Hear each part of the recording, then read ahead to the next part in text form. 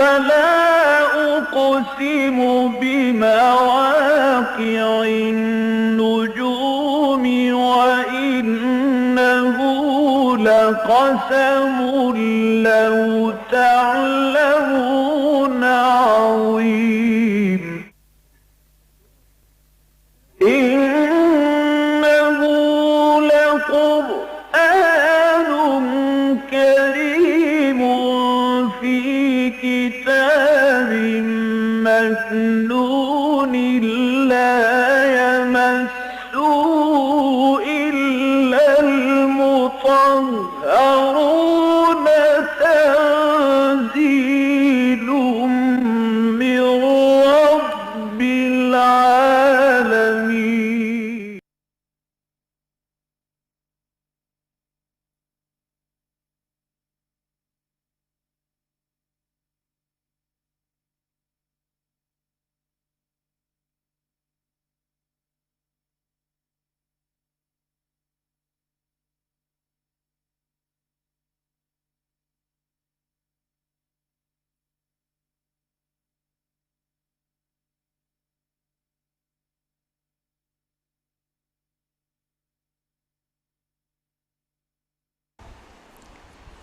الحمد للہ وکفا والصلاة والسلام علی عباده الذین اصطفى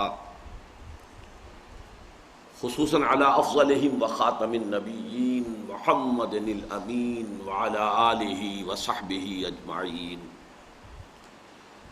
اما بعد فقد قال اللہ تبارک وتعالی کما ورد فی سورۃ البقرہ اعوذ باللہ من الشیطان الرجیم بسم اللہ الرحمن الرحیم.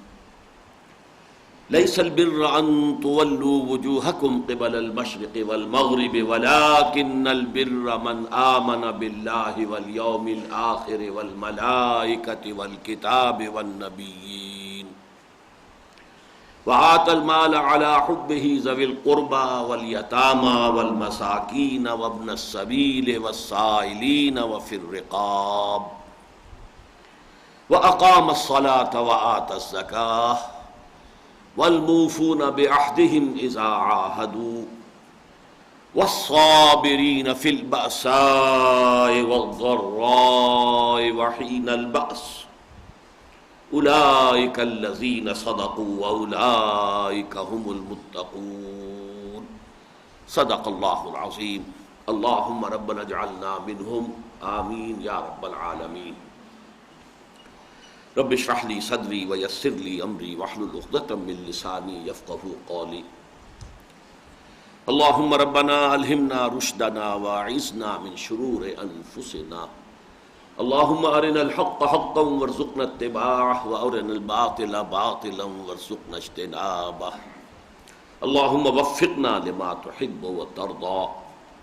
آمین یا رب العالمین. جو حضرات گزشتہ اتوار کو درس میں شامل نہیں تھے ان کی اطلاع کے لیے عرض ہے کہ اب ہم نے سورہ شورى کے درس کی تکمیل کے بعد اس مقام سے سلسلے وار درس کا آغاز کیا ہے جہاں 5 سال قبل درس میرا ختم ہوا تھا. ہم نے اثر نو جب قرآن مجید کا درس شروع کیا تھا اس کا ہم ریکارڈ بھی کر رہے ہیں، ویڈیو میں بھی آڈیو میں بھی. تو وہ 21 رکوع سورہ بقرہ کے ہم نے مکمل کیے تھے. اس کے بعد مختلف حوادث کی وجہ سے یہ درس جو ہے معطل رہا.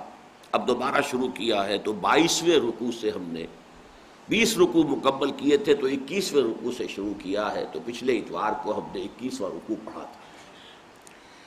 22ویں رکوع کی پہلی آیت ہے یہ آیت البر جو ابھی میں نے تلاوت کی ہے اور آپ نے سماعت فرمائی. اور آج اسی لیے یہ بورڈ سامنے نہیں ہے کہ ہم نے یہ آیہ مبارکہ مطبوعہ شکل میں آپ کو فراہم کر دی ہے. اس میں سب سے پہلی بات تو یہ نوٹ کیجئے کہ جس مطالعہ قرآن حکیم کے منتخب نصاب کا میں نے ذکر کیا کئی مرتبہ کہ جو ہماری اس دعوت قرآنی کا یوں سمجھیے کہ مبدا ہے، بنیاد ہے، اساس ہے. اس دعوت رجوع القرآن ہی کے کوک سے پھر تنظیم اسلامی کی ولادت ہوئی ہے. اسی نے پھر تحریک خلافت کی شکل اختیار کی ہے. تو جڑ، بنیاد، مبدا، منبع، سرچشمہ یہ در حقیقت اس کا مطالعہ قرآن حکیم کا منتخب نصاب ہے۔ اس نصاب کے جو 6 حصے ہیں ان میں سے پہلے حصے میں 4 جامع اسباق شامل ہیں۔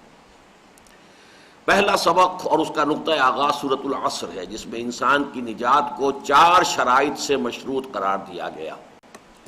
والعصر ان الانسان لفی خسر الا الذین آمنوا وعملوا الصالحات وتواصوا بالحق وتواصوا بالصبر۔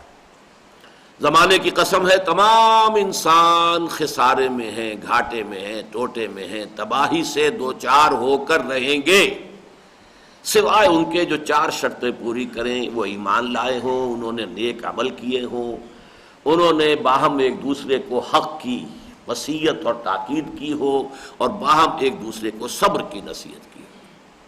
یہ 4 شرائط جو ہیں، اور اس کے ضمن میں خاص طور پر امام فخر الدین رازی کا جملہ میں نے عام کیا ہے کافی، میں آج پھر سنا دینا چاہتا ہوں۔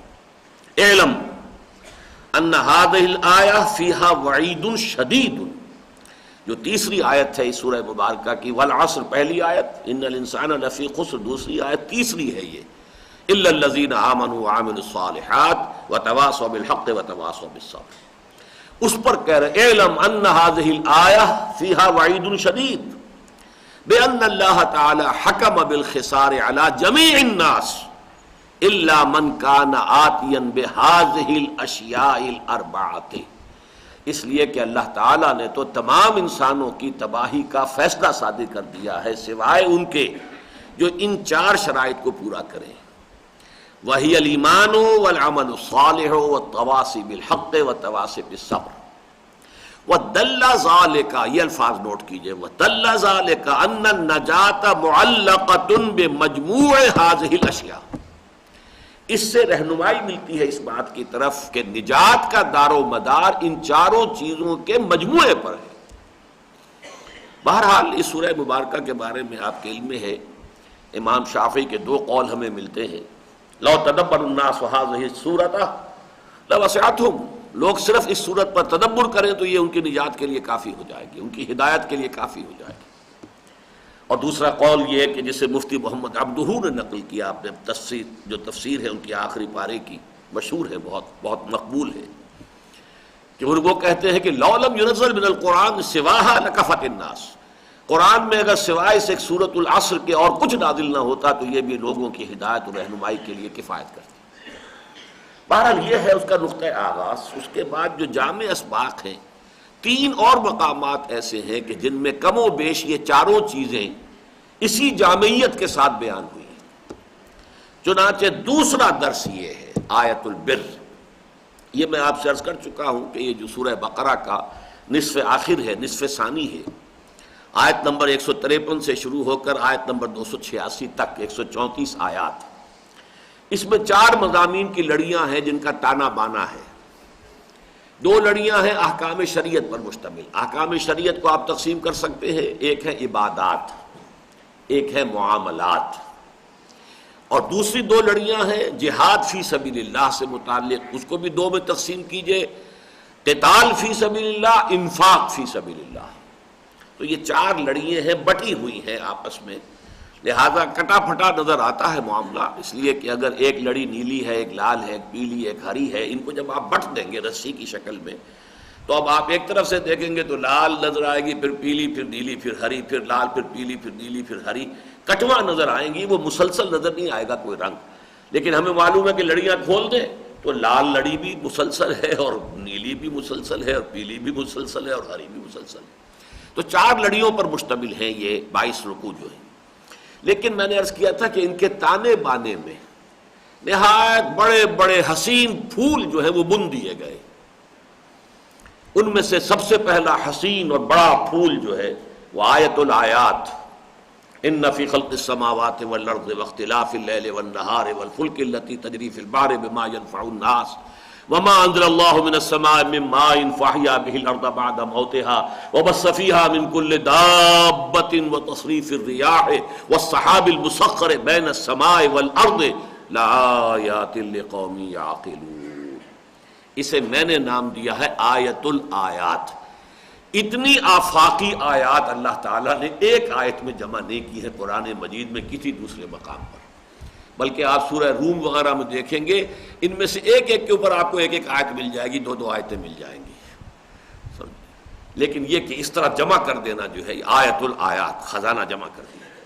دوسری یہ آیت البر، اس آیت البر کا تقابل سورۃ العصر کے ساتھ کیجئے۔ دیکھیے سورہ عصر میں 4 عنوان آ گئے، ایمان کی کوئی شرح نہیں ہے، وعمل صالحہ، عمل صالح کوئی تفصیل نہیں ہے، تواصی بالحق کوئی تفصیل نہیں ہے، تواصی بالصبر کوئی تفصیل نہیں، 4 عنوانات ہیں۔ اس آیت میں آپ دیکھیں گے کہ ایمان کی جیسے کہ بند کلی ہوتی ہے، جیسے کہ یہ کلیاں ہوتی ہیں موتیے کی، چنبیلی کی، کلی بند ہے تو آپ کو پتیاں نظر نہیں آتی، پتیاں ہوتی ہیں اندر، لیکن پتیاں تو نمایاں ہوں گی جب وہ کلی کھل کر پھول بنے گی۔ تو یہاں آپ نے دیکھا وَلَكِنَّ الْبِرَّ مَنْ آمَنَ بِاللَّهِ وَالْيَوْمِ الْآخِرِ وَالْمَلَائِكَةِ وَالْكِتَابِ وَالنَّبِيِّينَ، 5 پتیاں جو ہیں اس کلی کی کھل گئی۔ جو بند کلی ایمان کی تھی سورۃ العصر میں، وہ اب کھل کر پھول بنی ہے تو 5 پتیاں آ گئی۔ اعمال صالحہ، عمل صالح ایک لفظ تھا وہاں، الا الذین آمنوا وعملوا الصالحات، یہاں اب آپ دیکھیں گے کہ اس کے 3 موٹے موٹے تنے، جیسے کہ ایک تنا درخت ہو، تناور درخت ہو تو اس کے 3 بڑے بڑی شاخیں بن جائیں۔ پہلی شاخ ہے انسانی ہمدردی، اپنا مال خرچ کر سکنا، جو بھی محتاج ہیں، غریب ہیں، کسی مشکل میں ہیں، آت المال علی حبہ ذوی القربى والیتامى والمساکین وابن السبیل والسائلین وفی الرقاب۔ دوسری شاخ بڑی عبادات، واقام الصلاۃ وآتى الزکاۃ۔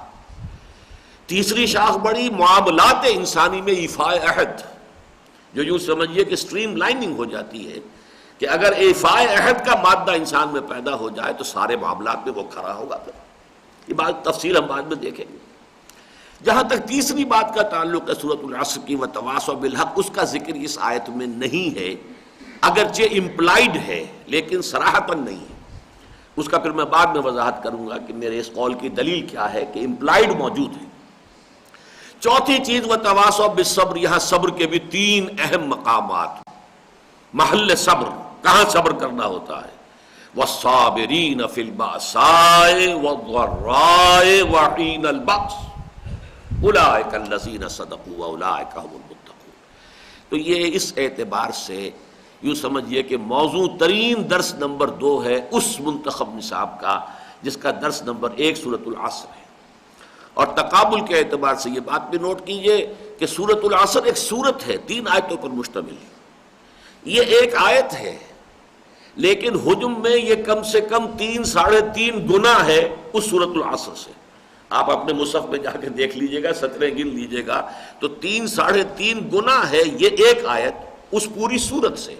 اور اس کے حوالے سے یہ بات جو میں ہمیشہ تعارف قرآن میں تفصیل سے بیان کیا کرتا ہوں کہ یہ قرآن مجید میں آیات اور سورتوں کی تعیین جو ہے توقیفی ہے، یہ کسی حساب کتاب پر نہیں ہے، کسی گنتی پر نہیں ہے، نہ کسی نحوی بنیاد پر ہے، نہ کسی منطقی بنیاد پر ہے، کوئی بنیاد نہیں ہے سوائے اس کے کہ حضور نے یہ بتا دیا، موقوف ہے حضور کے بتانے پر۔ والعصر، ظاہر بات ہے کہ یہ تو ایک سمجھیے کہ اس کو ہم کہتے ہیں کہ یہ مرکب ناقص ہے، والعصر جار مجرور۔ اب والعصر کیا بھائی، کیا زمانے کی قسم ہے؟ اب اس سے آگے جب تک نہ بیان کریں کہ کس چیز پر قسم کھا رہے ہو تو اس کا مفہوم تو واضح نہیں ہوا، لیکن آیت ہے، یہاں تک کہ صرف حروف مقطعات آیت ہے، الف لام میم، کوئی مفہوم ہمیں معلوم نہیں، آیت ہو گئی۔ تو یہ ساری چیزیں توقیفی ہیں، آیات، پھر آیات کا جمع ہو کر سورتوں کی شکل میں ڈھلنا، پھر سورتوں کی ترتیب، یہ تمام چیزیں توقیفی ہیں، موقوف علیہ محمد الرسول اللہ صلی اللہ علیہ وسلم کے بتانے پر۔ اچھا اب آئیے پہلے اس آیہ مبارکہ کا ہم ایک ترجمہ کر لیں روا، اور اس کے حوالے سے پھر 2 اور تمہیدی مضامین ہوں گے اور پھر لفظ بلفظ ہم اس پر غور کریں گے۔ یہ ایک اچھی سیٹنگ کے ساتھ بھی یہاں پر، یہ کوئی میرا خیال ہے کم سے کم 25-30 سال پرانی یہ بات ہے جب میں نے اس کو اس طور سے مرتب کیا تھا، اس کا بلاک بنوایا تھا، تو یہ بہت ہم نے عام کیا ہے اس کو، اس لیے کہ اس مطالعہ قرآن حکیم کے منتخب نصاب کا درس تو میں نے بہت مرتبہ دیا ہے، یہ چیز ایسی ہے کہ آپ کے پاس اگر آپ کی ٹیبل ہے، اس پہ شیشہ رکھا، اس کے نیچے لگا لیجئے اس کو، یا اپنی جیب میں رکھیے، یاد کرتے رہیے، حرز جاں بنائیے یہاں تک کہ آپ کو یاد ہو جائے، اس لیے کہ واقعہ یہ ہے کہ حکمت قرآنی کا بہت بڑا خزانہ ہے یہ حکمت و فلسفہ دین کا، یوں سمجھیے کہ یہ حسین پھول، جیسے کہ میں نے کہا آیت الآیات، پھر یہ آیت البر، پھر آگے آئے گی آیت الکرسی، جس کو کہ حضور نے بھی فرمایا صلی اللہ علیہ وسلم کہ وہ تمام آیات قرآنیہ کی سردار ہے۔ لیس البر ان تولوا وجوہکم قبل المشرق والمغرب، کل نیکی یہی نہیں ہے کہ تم پھیر دو اپنے چہروں کو مشرق اور مغرب کی جانب، ولکن البر، بلکہ نیکی اس کی ہے، یہاں پر ایک لفظ جو ہے محذوف ہے، ولکن البر بر من آمن باللہ ہے، نیکی تو اس کی ہے جو ایمان لایا، من آمن باللہ والیوم الآخر والملائکۃ والکتاب والنبیین، جو ایمان لایا اللہ پر اور یوم آخر پر اور فرشتوں پر اور کتابوں پر اور انبیاء پر، وآت المال علی حبہ، اور اس نے دیا مال اس مال کے محبوب ہونے کے باوجود، کس کو دیا؟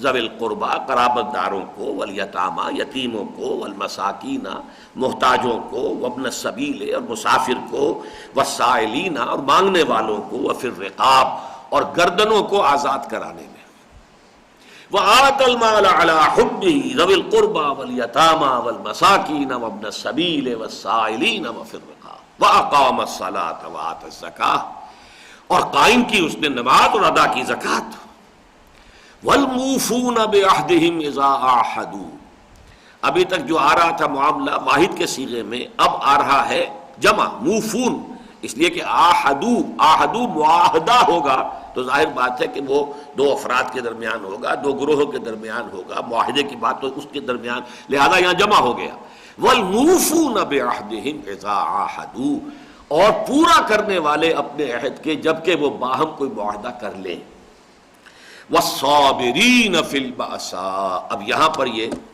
بجائے مرفوع کے یہ منصوب آ گیا، یا یہ کہ منصوب بھی ہو سکتا ہے مجرور بھی ہو سکتا ہے، اس کا ایک خاص سبب ہے وہ میں بعد میں بیان کروں گا جب تفصیل سے گفتگو ہوگی، اس وقت اس کا مفہوم بیان کروں، اور خاص طور پر صبر کرنے والے فقر و فاقہ میں، مصائب و تکالیف میں، اور جنگ کے وقت،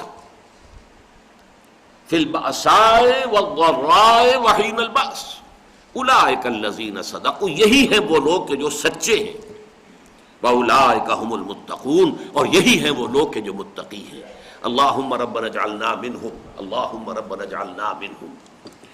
اب اس بحثیت مجموعی آیت کا جو مضمون سامنے آ گیا، اس کے حوالے سے دو مزید تمہیدی باتیں اور سمجھ لیں۔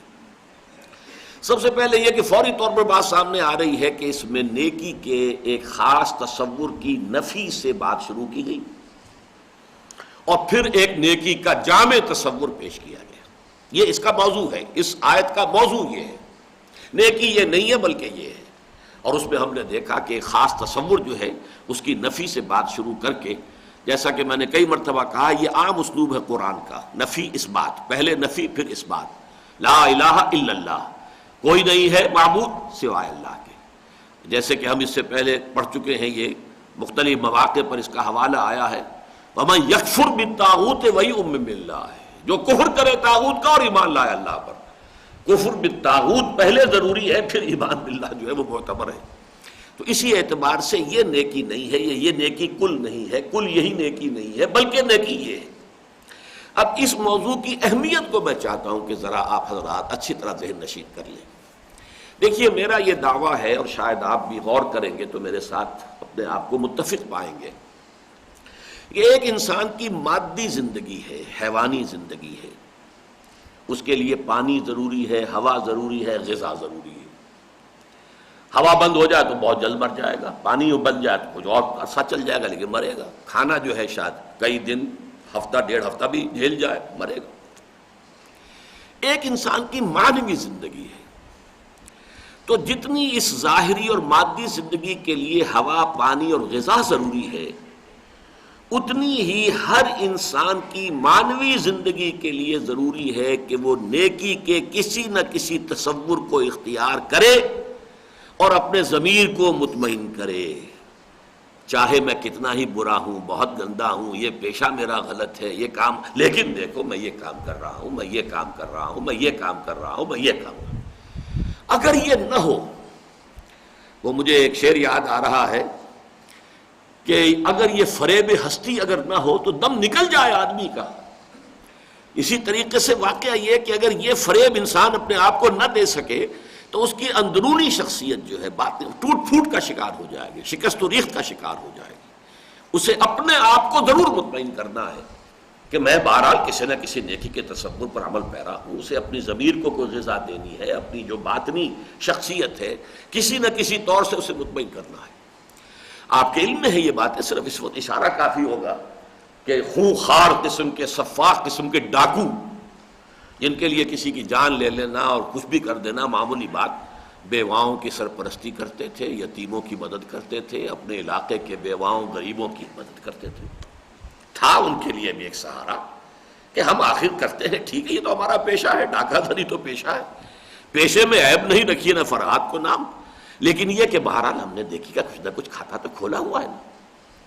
اسی طرح یہ ریڈ لائٹ ایریا جسے آپ کہتے ہیں، آبرو باختہ عورتیں وہاں بیٹھی ہیں، اپنا جسم بیچ رہی ہیں، لیکن آپ نے دیکھا ہوگا کہ عرسوں کے موقع پر بڑی ایکٹیو ہوتی ہیں، وہ وہاں پر جا کر دھمال کھیلتی ہیں، کپڑے بھی پہنے ہوتے ہیں کالے انہوں نے، آج کل جو جلوسوں کے آگے آگے چلیں گی اور اس کے سبیلیں لگائیں گی، اور بہت سی تو آپ نے سنا ہوگا، ہمارے ہاں تو منٹگمری میں مسجد تھی، مسجد مائی والی، وہ بھی وہاں کی ایک طوائف نے بنائی تھی، بہت بڑی مسجد، عالیشان مسجد۔ تو یہ چیزیں ہوتی۔ اسی طریقے سے یہ جیبیں کاٹنے والے، اب ان کا گروہ ہوتا ہے، گرو ہوتا ہے، وہاں پتہ ہے کیا، بے ایمان اس کو کہتے ہیں کہ جو اپنی ساری دن بھر کی کمائی لا کر گرو کے سامنے نہ رکھ دے، وہ بے ایمان ہے۔ باقی جیب کاٹنا تو کوئی بے ایمانی ہے ہی نہیں، یہ تو پیشہ ہے۔ وہ تو چونکہ ان کے یہاں طے یہ ہوتا ہے کہ جتنے بھی جیب کترے ہیں انہوں نے جو بھی کچھ دن بھر کمایا لا کر وہ گرو کے سامنے، پھر وہ تقسیم کرے گا، اس میں سے ایک پیسہ بھی کسی نے اگر رکھ لیا تو وہ بے ایمان ہے۔ تو یہ میں نے آپ کو مثالیں دی ہیں کہ بدترین لوگ جو ہوتے ہیں معاشرے کے، اب آپ کو معلوم ہے بستہ الف بستہ بے کے لوگ، یہ جن کو ہم گنڈے کہتے ہیں، بعض اعتبارات سے یہ ہم شریف زادوں اور سفید پوشوں سے کہیں بہتر ہوتے ہیں۔ زبان دے دی ہے جی، اب میں پیچھے نہیں ہٹ سکتا۔ ہمارے ہاں لوگ جو ہوں گے سفید پوش، وہ جو ہے وہ اپنی زبان ادھر سے ادھر کرنے میں کوئی قباحت محسوس نہیں کریں گے۔ وہ بڑا حاجی اور بڑا جو ہے وہ ہر سال عمرے کرنے والا جو ہے وہ سودے کے اندر اوپر نیچے کر جائے گا، اس لیے کہ بھائی اب سودا تو کیا تھا لیکن اب ریٹ بڑھ گیا، بس مکر گیا سودے سے، ایسی زبان دے دی۔ اسی طریقے سے گلی میں کسی پر تشدد ہو رہا ہو، ہم شاید دامن بچا کے نکل جائیں، ہم کہاں پھنسے اس میں، کوئی مسئلہ ہو گیا تو عدالتوں کا چکر ہو، وہ غنڈہ آ جائے گا بچانے کے لیے، اس لیے کہ اس کا اپنا جو اور پیشہ ہے وہ ہے، لیکن بعض انسانی اوصاف جو ہیں اس کے اندر عام دوسرے شرفاء کی نسبت زیادہ ہوتے ہیں۔ تو ہر ایک کا اپنا ایک ہے ضابطہ اخلاق۔ اب اس میں خاص طور پر دو گروپوں کا ذکر کروں گا، یہ تو میں نے کچھ انڈیویجول سمجھیے مختلف جو ہیں۔ ہمارے معاشرے میں بھی آپ دیکھیں گے کہ ایک طرف نیکی ہوتی ہے مذہبی طبقے کی، جو مذہبی طبقات کہلاتے ہیں ان کی نیکی کیا ہے، نماز، روزہ، داڑھی، لباس، وضاقتہ، مسجد کی خدمت، مولویوں کو پالنا، مولویوں کی خدمت کرنا، نذرانے دینا، باقی بے ایمانی کرو، جھوٹ بولو، دھوکہ دو، سودی کاروبار کرو، کوئی حرج نہیں، وعدہ کر کے پھر جاؤ، کوئی حرج نہیں، یہ تو دھندا ہے۔ گویا کہ نیکی کا یہ تصور ان کے ہاں ہے۔ اب وہ محدود ہو گیا ہے کچھ ریچولز کے ساتھ، کچھ مظاہر کے ساتھ، کچھ ظواہر کے ساتھ، اس پوری انسانی شخصیت، پورے انسانی کردار سے اس کا کوئی تعلق نہیں۔ اس کے بالکل برعکس ملے گا آپ کو جدید تعلیم یافتہ طبقے کے اندر نیکی کا تصور۔ اجی اصل نیکی تو یہ ہے کہ آدمی جھوٹ نہ بولے، اصل نیکی تو یہ ہے، وکیل یہ کہے گا کہ آدمی مقدمہ لے تو اپنی جان مار دے، اس میں پوری قوت صرف کرے، پوری جو ہے محنت کے ساتھ مقدمے کی پیروی کرے، اصل نیکی تو یہ ہے۔ وعدہ کرے تو وعدے کو پورا کرے، باقی رہ گئی نماز، روزہ، یہ ذاتی چیزیں ہیں، کوئی کر لے تو کر لے، نہ کرے تو نہیں صحیح۔ یہ اس کے بالکل برعکس، یعنی وائس ورثہ جسے ہم کہیں، یہ گویا کہ ایک دوسرے کے بالکل متضاد ہمارے دو سوسائٹی کے اہم ترین طبقات کے ہاں تصور نیکی میں یہ زمین و آسمان کا فرق ہے کہ ایک دوسرے کے بالکل برعکس۔ یہ ہے اس موضوع کی اہمیت کہ اس جھکاڑ کے اندر ہمیں سمجھنا ہے، جھاڑ جھکاڑ کو صاف کر کے ہٹا کر ادھر ادھر سے جھاڑیا کہ اصل نیکی ہے کیا، اس کا اصل کانسیپٹ کیا ہے، اس کی روح کیا ہے، اس کے مظاہر کیا ہیں۔ پھر مظاہر میں اولیت کس شے کو ہے، الاہم فالاہم، پہلے اہم ترین شے کون سی ہے، نمبر 2 پہ پھر کون سی آتی ہے، کون سی چیز اولین ہے، کون سی ثانوی ہے، اس حقیقت کو سمجھنا جو ہے بہت اہم ہے۔ اور میں آپ سے عرض کر رہا ہوں جامع ترین آیت ہے یہ قرآن مجید کی اس موضوع پر، جس پر کہ اللہ کسی کو ہمت دے تو پوری کتاب فلسفہ اخلاق، قرآن کا فلسفہ اخلاق، وہ اس ایک آیت کی بنیاد پر کتاب مرتب کر سکتا ہے، جس کا موضوع یہ ہو، ایتھکس کا مضمون ہو، اور وہ اس کی بنیاد پر پوری کتاب لکھی۔ یہ قرآنک ایتھکس بدقسمتی سے ہمارے ہاں بھی مفکرین، آج ہی کے نہیں پہلے بھی، یعنی آج کے لوگ اگر مغرب سے مستعار لیتے ہیں نظریات تو ٹھیک ہے، لیکن پہلے بھی لیے، ہمارے ہاں بڑے بڑے جو معلمین اخلاق ہیں وہ ارسطو اور افلاطون سے لیتے ہیں یہ نظریات، علم الاخلاق بھی ان سے لیا ہے۔ وہ جس کا پر کہ جو کہا تھا مولانا روم نے کہ چند خانی حکمت یونانیاں، حکمت ایمانی آرا ہم بخاں، یا حکمت قرآنی آرا ہم بخاں، کب تک تم یونانیوں کی حکمت پڑھتے رہو گے، کبھی قرآن کی حکمت کو بھی سمجھو، فلسفہ اخلاق قرآن سے لو۔ لیکن نہیں، بدقسمتی، محرومی، قرآن کو تو ہم نے حصول ثواب کا اور پھر اور آگے گر کر ایصال ثواب کا ذریعہ بنا دیا، اللہ اللہ خیر صلی اللہ، اس کے سوا قرآن کا مصرف کوئی نہیں۔ باقی یہ کہ باقی چیزیں تو ہمیں دوسروں سے لے لی۔ اچھا، دوسری تمہیدی بات اس میں یہ ہے کہ قرآن میں یہ بحث آئی کیوں ہے، اس کو سمجھ لیجیے، کانٹیکسٹ ہے، سیاق و سباق ہے۔ اس کے پس منظر میں وہ تحویل قبلہ ہے، میں نے پچھلے اتوار کو بھی عرض کیا تھا، یہ تحویل قبلہ کا معاملہ، کیونکہ پچھلی مرتبہ کا جو ہمارا 21واں رکوع تھا سورہ بقرہ کا، اس میں کھانے پینے کی چیزوں میں کچھ حساسیت ہو جاتی ہے۔ اب صدیوں سے چلا آ رہا تھا ان کے ہاں کہ فلاں اونٹ جو ہے فلاں بت پر چھوڑ دیا گیا ہو تو اب اس کا گوشت نہیں کھایا جا سکتا، یا فلاں اونٹ جو ہے اتنی اونٹنیوں کے ساتھ اگر جفتی کر چکا ہے تو اب وہ چھوڑ دیا گیا، اب نہ اس سے کوئی کام لیا جائے گا، نہ اس کے اوپر سواری کی جائے گی، نہ اس کے اوپر اس کا گوشت کھایا جائے گا۔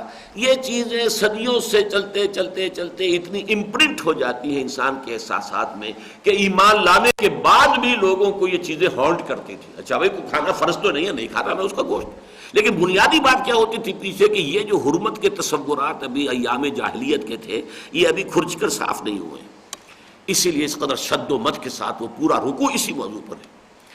اسی طرح آپ کو معلوم ہے تحویل قبلہ کا معاملہ، اب 16-17 مہینے مدینے میں تشریف لانے کے بعد حضور نے نماز پڑھی ہے بیت المقدس کی طرف رخ کر کے، شمال کی طرف، اب حکم دے دیا گیا جنوب کی طرف، بالکل سمجھیے 180 درجے کا ٹرن ہو گیا، بالکل اباؤٹ ٹرن، شمال سے جنوب کی طرف۔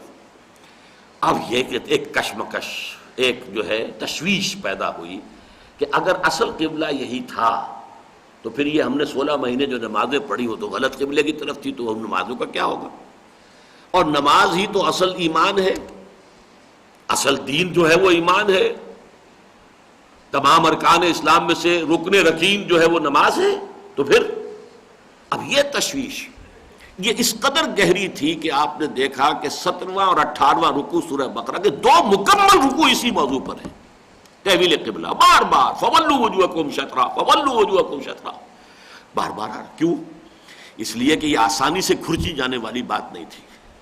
یہی نہیں بلکہ ان سے 2 رکوع پہلے 14ویں رکوع میں ایک آیت آ گئی تھی، للہ المشرق والمغرب فینما تولوا فثم وجہ اللہ، بس اتنا کہہ کے بات ختم کر دی۔ مشرق اور مغرب سب اللہ کے ہیں، تم جدھر بھی رخ کرو اللہ ہی کا رخ ہے، یعنی اس تصور کی نفی پہلے کر دی گئی 2 رکوع پہلے، کہ یہ نہ سمجھنا کہ قبلے کا مطلب یہ ہوتا ہے کہ اللہ اس سمت میں محدود ہے، بس ادھر رخ کرو گے تو اللہ کا رخ ہے، اور اگر ادھر رخ نہیں کیا تو پھر تو پتہ نہیں اللہ کی طرف تو رخ ہوا ہی نا۔ بھائی یہ مشرق مغرب شمال جنوب یہ سب اللہ ہی کے ہیں، للہ المشرق والمغرب فینما تولوا فثم وجہ اللہ، جدھر بھی رخ کرو اللہ کا رخ ہے۔ یہ تو ایک انتظامی بات ہے کہ تمام مسلمان ایک طرف رخ کر کے نماز پڑھ رہے ہوں، یہ نہ ہو کہ کسی کا رخ ادھر ہے، کسی کا ادھر ہے، کوئی ادھر ہے، کوئی ادھر ہے، کسی کی پیٹھ ہے، کسی کا رخ ہے، نہیں نہیں، یہ نہ، اس کے لیے اللہ نے جس چیز کو چاہا مقرر کر دیا، اللہ نے مقرر کر دیا، اس کے رسول نے بتا دیا، اللہ اللہ خیر صلی اللہ، اللہ کا حکم ماننا، اللہ کے رسول کی بات ماننا، یہ اصل دین ہے، لہذا ادھر بھی ٹھیک ادھر بھی ٹھیک۔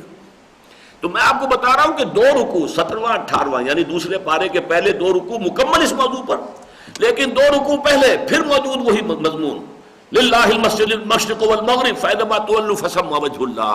اور اب 2 رکوعوں بعد 19-20 رکوع جو ہے، اور اس کے بعد جو ہے 3 رکوعوں کے بعد یوں سمجھیے پھر یہ مضمون آ گیا، لیس البر ان تولوا وجوہکم قبل المشرق والمغرب.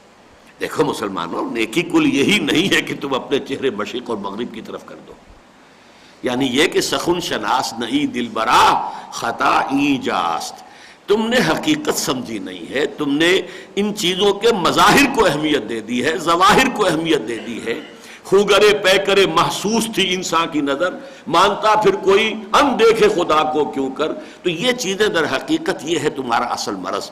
ورنہ یہ کہ نیکی اس میں دائر اور منحصر نہیں ہے کہ مشرق کی طرف چہرہ ہے یا مغرب کی طرف چہرہ ہے. لیس البر ان تولوا وجوہکم قبل المشرق والمغرب. گویا کہ اگر کہیں کچھ جسے کہتے ہیں نا موپنگ اپ آپریشن، کسی جگہ ایک فوج نے پوری فتح حاصل کر لی ہے اور ملک سرنڈر کر چکا ہے، پھر بھی ہو سکتا کہیں کہیں کوئی سرپھرے لوگ بیٹھے ہوئے ہیں، انہوں نے ہتھیار نہ ڈالے ہوں، تو پھر موپنگ اپ آپریشن ہوتا ہے، صفائی کرنا ادھر ادھر جہاں کہیں بھی کوئی پاکٹس آف ریزسٹنس باقی رہ جائیں تو ان کو ختم کرنا. اسے کہتے ہیں ملٹری کی اصطلاح میں موپنگ اپ آپریشن. تو یہ در حقیقت اس تصور کی موپنگ اپ ہو رہی ہے کہ اس ذہن سے اپنے تصور سے اپنے احساس سے اس چیز کو نکال دو. اس کی اہمیت اتنی نہیں ہے جتنی تم نے سمجھی. البتہ یہاں پہ میں چاہتا ہوں تھوڑا سا ایک نحو کا مسئلہ ہے. پہلی بات تو یہ نوٹ کر لیجئے، لیسا، اس کے بارے میں نحویین کے بارے میں اختلاف ہے. اس کو ایک حرف مانا جائے یا افعال ناقصہ میں سے. کانا، سارا، باتا یہ افعال ناقصہ ہے. اس جیسے وہ گردان کھاتے ہیں ایسے لیسا بھی کھاتا ہے. لیسا، لیسا، لیسو، لیسو سوا. تو یہ ہے نا لستا، لستم، لستن، لستن کا احد من النساء، گردان کھا رہی ہے کانا کی طرح. لیکن یہ کہ دوسری طرف وہاں تو کانا کا مضارع بھی ہوتا، کانا یکونو، سارا یسیرو، باتا یبیتو، اس کا مضارع کوئی نہیں ہے. تو یہ کوئی بیچ کی شے ہے، افعال ناقصہ اور حروف کے درمیان کی شے ہے. لیکن اس کا عمل وہی ہے کہ جملہ اسمیہ پر جب آئے گا تو خبر کو زبر دیتا ہے. جیسے کان اللہ غفورا رحیما، یہ خبر ہے، غفورا رحیما یہ خبر ہے. کان اللہ یہ مبتدا ہے اللہ، لیکن اللہ تو رہے گا مرفوع جو کا تو، لیکن جو کہ خبر ہے وہ اس کو یہ زبر دے دے گا، منصوب بنا دے گا. دوسرے یہ کہ عام طور پر جو خبر ہوتی ہے وہ نکرہ ہوتی ہے، کوئی خاصی سبب ہو تو پھر وہ معرفہ لائی جاتی ہے. اب یہاں نوٹ کیجئے لیس البر ہے، اس کا کیا معنی ہے؟ یہ در حقیقت خبر ہے، اور خبر کو بھی الف لام ڈال کر اس کو جو ہے معرف باللام کر دیا گیا اور اسے مقدم کر دیا گیا. اس کے معنی کیا ہے کہ کل نیکی اسی میں منحصر نہیں ہے. اس کے مقابلے میں آپ چل کر دیکھیں گے 2 رکوعوں بعد آئے گا لیس البر بان تأتوا البیوت من ظہورها ولکن البر من اتقى. یہ کوئی نیکی سرے سے ہے ہی نہیں، کیونکہ عربوں میں رواج یہ تھا کہ ایک مرتبہ جب احرام باندھ کر اپنے گھر سے، مکے کے گھر سے نکل آئے، اب دوبارہ حج پورا کیے بغیر گھر میں جانا ان کے نزدیک حرام تھا، احرام کے خلاف تھا. احرام باندھ لیا، اب گھر میں جانا بھی حرام ہو گیا. اب فرض کیجئے کسی کو شدید ضرورت ہی پڑ گئی ہے تو انہوں نے ہیلا نکالا، دروازے سے نہ جاؤ، پیچھے سے چھلانگ مار کے دیوار پھاند کے چلے جاؤ. یہ ان کے ہاں نیکی کا تصور تھا جس کی نفی کی گئی ہے آگے چل کر، کیونکہ اگلا رکوع تو آئے گا جو کہ رمضان سے متعلق، اس کے بعد پھر حج کے مناسک کا ذکر شروع ہو جائے گا. لیس البر بان تأتوا البیوت من ظہورها ولکن البر من اتقى. اب وہاں برو ہے اس لیے کہ وہاں وہ اسم ہے، خبر نہیں ہے. اس کا مطلب کیا ہے؟ وہ سرے سے نیکی نہیں ہے جو تم نے گھڑ لی ہے، یہ تو تمہاری بدعت ہے. اگر ضرورت کے تحت جانا پڑ رہا ہے تو جاؤ، گھر کے اندر دروازے سے جاؤ. تم نے خود ہی ایک قانون بنا لیا ہے کہ احرام باندھنے کے بعد دوبارہ گھر میں جانا حرام ہے. یہ تمہارا من گھڑت قانون ہے، خود تم نے ایک قانون بنایا اور اس کو توڑنے کے لیے یہ ہیلا ایجاد کیا. یہ سب جو ہے بکواس ہے، یہ سب ہی گویا کہ تمہاری من گھڑت باتیں ہیں، اس میں سے کسی کی حقیقت ہے ہی نہیں. تو لیس البر بان تأتوا البیوت من ظہورها. لیکن یہاں پر کہا گیا اس لیے کہ ظاہر بات ہے جب اللہ کا حکم اور اس کے رسول کا حکم تھا کہ شمال کی طرف رخ کرو تو نیکی میں شامل تھا یہ کہ شمال کی طرف رخ ہو. اس کو ہم یہ نہیں کہیں کہ اس سرے سے نیکی نہیں ہے، اس لیے کہ یہ اتباع رسول ہے. اللہ چاہتا تھا کہ وہ دیکھ لے کہ کون ہیں وہ لوگ کہ جو رسول کا اتباع کرتے ہیں. ممن ينقلب على عقبیہ، اللہ تعالیٰ نے اس کو آزمائش بنایا ہے کہ کون لوگ رسول کے کہنے سے، حالانکہ وہ عرب کے رہنے والے تھے مہاجرین، آپ سوچئے انہیں جتنی محبت تھی بیت اللہ کے ساتھ، بیت اللہ کی طرف پیٹ کر کے نماز پڑھنا جو ہے کس قدر شاق ان پر گزرا ہوگا. لیکن ہم نے یہ تو ٹیسٹ لیا ہے تمہارا کہ رسول کے فرمانے کے مطابق شمال کی طرف رخ کر رہے ہو، بیت اللہ کی طرف تم نے پیٹ کی ہے، گویا کہ تم نے ثابت کر دیا کہ تمہارے لیے اصل شے ہے اتباع رسول. اس حوالے سے اس چیز کا جو ہے یہ یوں نہ سمجھو کہ یہ نیکی میں ہے نہیں، اس لیے کہ نیکی کی روح ظاہر بات ہے ظاہر ہوگی کسی عمل کی شکل میں، اور وہ عمل بھی یقیناً نیکی کا جز ہوگا. لیکن وہ جو لوگ ہیں مظاہر پرست جو ہو جاتے ہیں، ان کی ساری اور تمام تر توجہ جو ہے مظاہر پر ہو جاتی ہے، روح ختم ہو جاتی ہے. رہ گئی رسم ادا روح بلالی نہ رہی، اور فلسفہ رہ گیا تلقین غزالی نہ رہی. نماز و روزہ و قربانی و حج یہ سب باقی ہیں، تو باقی نہیں، وہ روح نکل گئی. یہ ہے عام مذہبی طبقے کا تصور کہ وہ مظاہر کو مضبوطی سے تھامتے ہیں، جیسے دانتوں سے پکڑ لیں، عضو علیہ بالنواجذ، اپنی کچلیوں کے ساتھ ان کو پکڑ لو مضبوطی سے، باقی روح کی طرف سے نگاہ جو ہے ان کی وہ بالکل ہٹ جاتی. اس لیے یہاں یہ نہیں کہا یہ سرے سے نیکی نہیں، نہیں نیکی تو ہے یہ. اگر تمہیں شمال کی طرف حکم ہو، شمال کی طرف رخ کرنا نیکی ہوگا، جنوب کی طرف حکم ہے، جنوب کی طرف رخ کرنا نیکی ہوگا. نیکی سے خارج نہیں ہے، لیکن نیکی اس میں دائر نہیں ہے، منحصر نہیں ہے، اصل نیکی یہ نہیں ہے، کل نیکی یہ نہیں ہے. اس کے لیے اسلوب یہ ہوا کہ لیسا کی خبر کو معرف باللام کر کے اور اس کو مقدم لے آیا گیا، اور جو اس کے لیے اسم کے درجے میں تھا ان تولوا وجوہکم قبل المشرق والمغرب، اس کو بعد میں کر دیا. تو اس لیے میں نے ترجمہ کیا تھا کل نیکی یہی نہیں ہے. ویسے یہاں لکھا ہوا نیکی یہی نہیں، میرا کیا ہوا ترجمہ ہے، اس سے بھی مفہوم تو پورا ہوتا ہے، لیکن میں یہاں مزید اگر آپ اپنے ہاتھ سے لکھ لیں کل نیکی یہی نہیں، نیکی تو ہے یہ، لیکن کل نیکی یہی نہیں ہے کہ تم اپنے چہرے مشرق اور مغرب کی طرف کر لو. وَلَٰكِنَّ الْبِرَّ، بلکہ نیکی. اچھا لفظ بر کو بھی سمجھ لیجئے، بر کہتے کسے ہیں؟ یہ جو مادہ ہے با را را، اسی سے بر کیا ہے؟ خشکی. ایک ہے سمندر باہر میں جب تک آدمی ہوتا ہے کچھ نہ کچھ ڈھل مل سا رہتا ہے آدمی، اس لیے کہ بہرحال کشتی ہچکولیں کھا رہی ہے اور بڑے سے بڑا جہاز ہے وہ بھی ڈول رہا ہے. وہ جو اطمینان ہوتا ہے نا آدمی کو خشکی پر، وہ اطمینان سمندر میں نہیں ہوتا. جیسے ہی خشکی پر پاؤں آیا، ایک طرح سے جیسا کہ اب یہ بھی ہو سکتا ہے کہ جیسے کہ جگر نے ایک شعر کہا ہے، آسودہ ساحل تو ہے مگر شاید یہ تجھے معلوم نہیں، ساحل سے بھی موجیں اٹھتی ہیں، خاموش بھی طوفان ہوتے ہیں. کیا پتا ساحل پر موت تمہارا انتظار کر رہی ہے، تمہیں کیا معلوم. لیکن یہ کہ بہرحال ایک اطمینان حاصل ہوتا ہے بر پر. اسی طریقے سے نیکیاں جو ہیں جیسا کہ میں نے کہا تھا وہ انسان کو باطنی اطمینان دینے والی چیزیں ہیں. مجھے یاد آ رہا ہے 10ویں جماعت کا ہمارا یہ کورس تھا، انگریزی زبان کا جو پوئٹری کا تھا، Parkinson selection of English words, اس کا دوسرا سبق یہ تھا چیریٹیز، خیراتیں، نیک کام.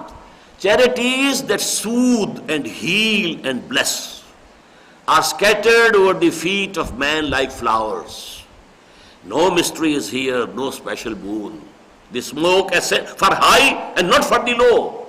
The smoke ascends as high from the heart of a humble cottage as from that of a haughty palace. نیکیاں، بھلائیاں، خیرات، خدمت خلق، کسی دکھے دل کے اوپر کوئی مرہم رکھ دینا، کسی تکلیف زدہ شخص کے ساتھ کچھ ہمدردی کے بول کہہ دینا، یہ چیریٹیز ہیں. لیکن 3 الفاظ کس قدر خوبصورت ہیں. Charities that soothe and heal and bless. Soothing effect ہوتا ہے، جو شخص تکلیف میں ہے اس کے لیے یہ سودنگ ایفیکٹ ہے. ہیلنگ جیسے کہ زخم کے اوپر مرہم رکھ دیا گیا ہے، بلیسنگ ہوتی ہے. لیکن یہ کہا ہے شاعر نے کہ یہ نیک اعمال، خوبیاں، نیکیاں، یہ تو اللہ نے تمام انسانوں کے قدموں میں بکھیر دی ہے، جو چاہے اٹھائے. are scattered over the feet of man like flowers. No mystery is here, no special boon. ایسا نہیں ہے کہ یہ کوئی خاص راز والی بات ہو اور کوئی کسی کو خاص طبقے ہی کو اللہ نے اس سے نوازا ہو.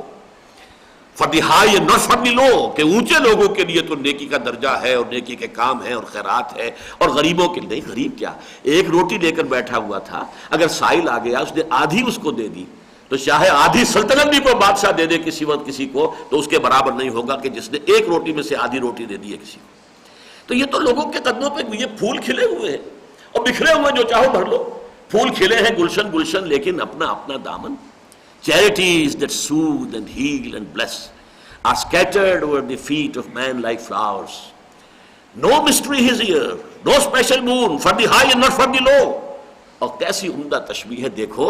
The smoke ascends as high from the heart of a humble cottage as from that of a haughty palace. ایک بڑا محل ہے شاندار, اس کی چمنیوں سے بھی دھواں نکل رہا ہے. ایک غریب کی کٹیا ہے, اس میں بھی کوئی چولہا ہے, آگ جل رہا ہے, اس میں سے دھواں تو دونوں کا جو ہے برابر اوپر اٹھے گا, اس کا بھی اٹھے گا اس کا بھی اٹھے گا. تو نیکی جو ہے اور بھلائی اور خیرات, اس پوری نظم کو اس لفظ بر جو ہے اس کے اندر آپ اپنے ذہن کے اندر اس کی تشریح کے حوالے سے اس کو ٹانک لیجئے. یہ ہے بر. لیس البر ان تولوا وجوہکم قبل المشرق والمغرب ولکن البر. اور میں نے عرض کر دیا تھا پہلے, یہاں برو نیکی تو اس کی ہے, نیکی تو ہے اس کی نیکی جو یہ کام کرے. اب اس میں آپ دیکھیے کہ سب سے پہلے ذکر ہو رہا ہے ایمان کا. ایک سوالیہ نشان ہوتا ہے کہ ہمارے نزدیک تو نیکی کا تعلق اعمال سے ہے.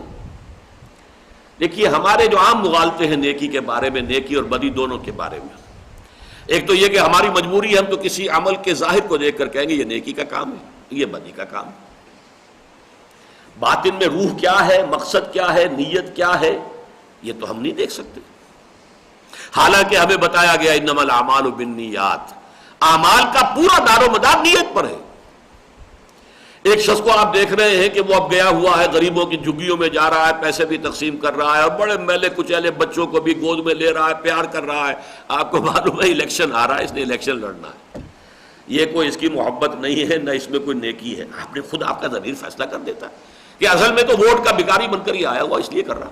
تو انٹینشنز جو ہے وہ ہے اصل میں کہ جو کسی شے کو نیک یا بد بناتی ہے, کسی عمل کو. لیکن ہماری مجبوری ہم انٹینشنز کے بارے میں فیصلہ نہیں کر سکتے. تو ہم بحیثیت انسان مجبور ہیں کہ کسی عمل کے ظاہر پر کہیں کہ یہ نیکی ہے اور دوسرے کو کہیں یہ بدی ہے. اسی کا نتیجہ کیا ہے, ایک ہی شخص کے ہم ایک عمل کو نیکی کہہ رہے ہیں, ایک کو بدی کہہ رہے ہیں. حالانکہ انسانی شخصیت ایک وحدت ہوتی ہے. جیسے کہ آم کا درخت ہے تو آم ہی لگے گا, اس پر نیم کی نمولی نہیں لگ سکتی.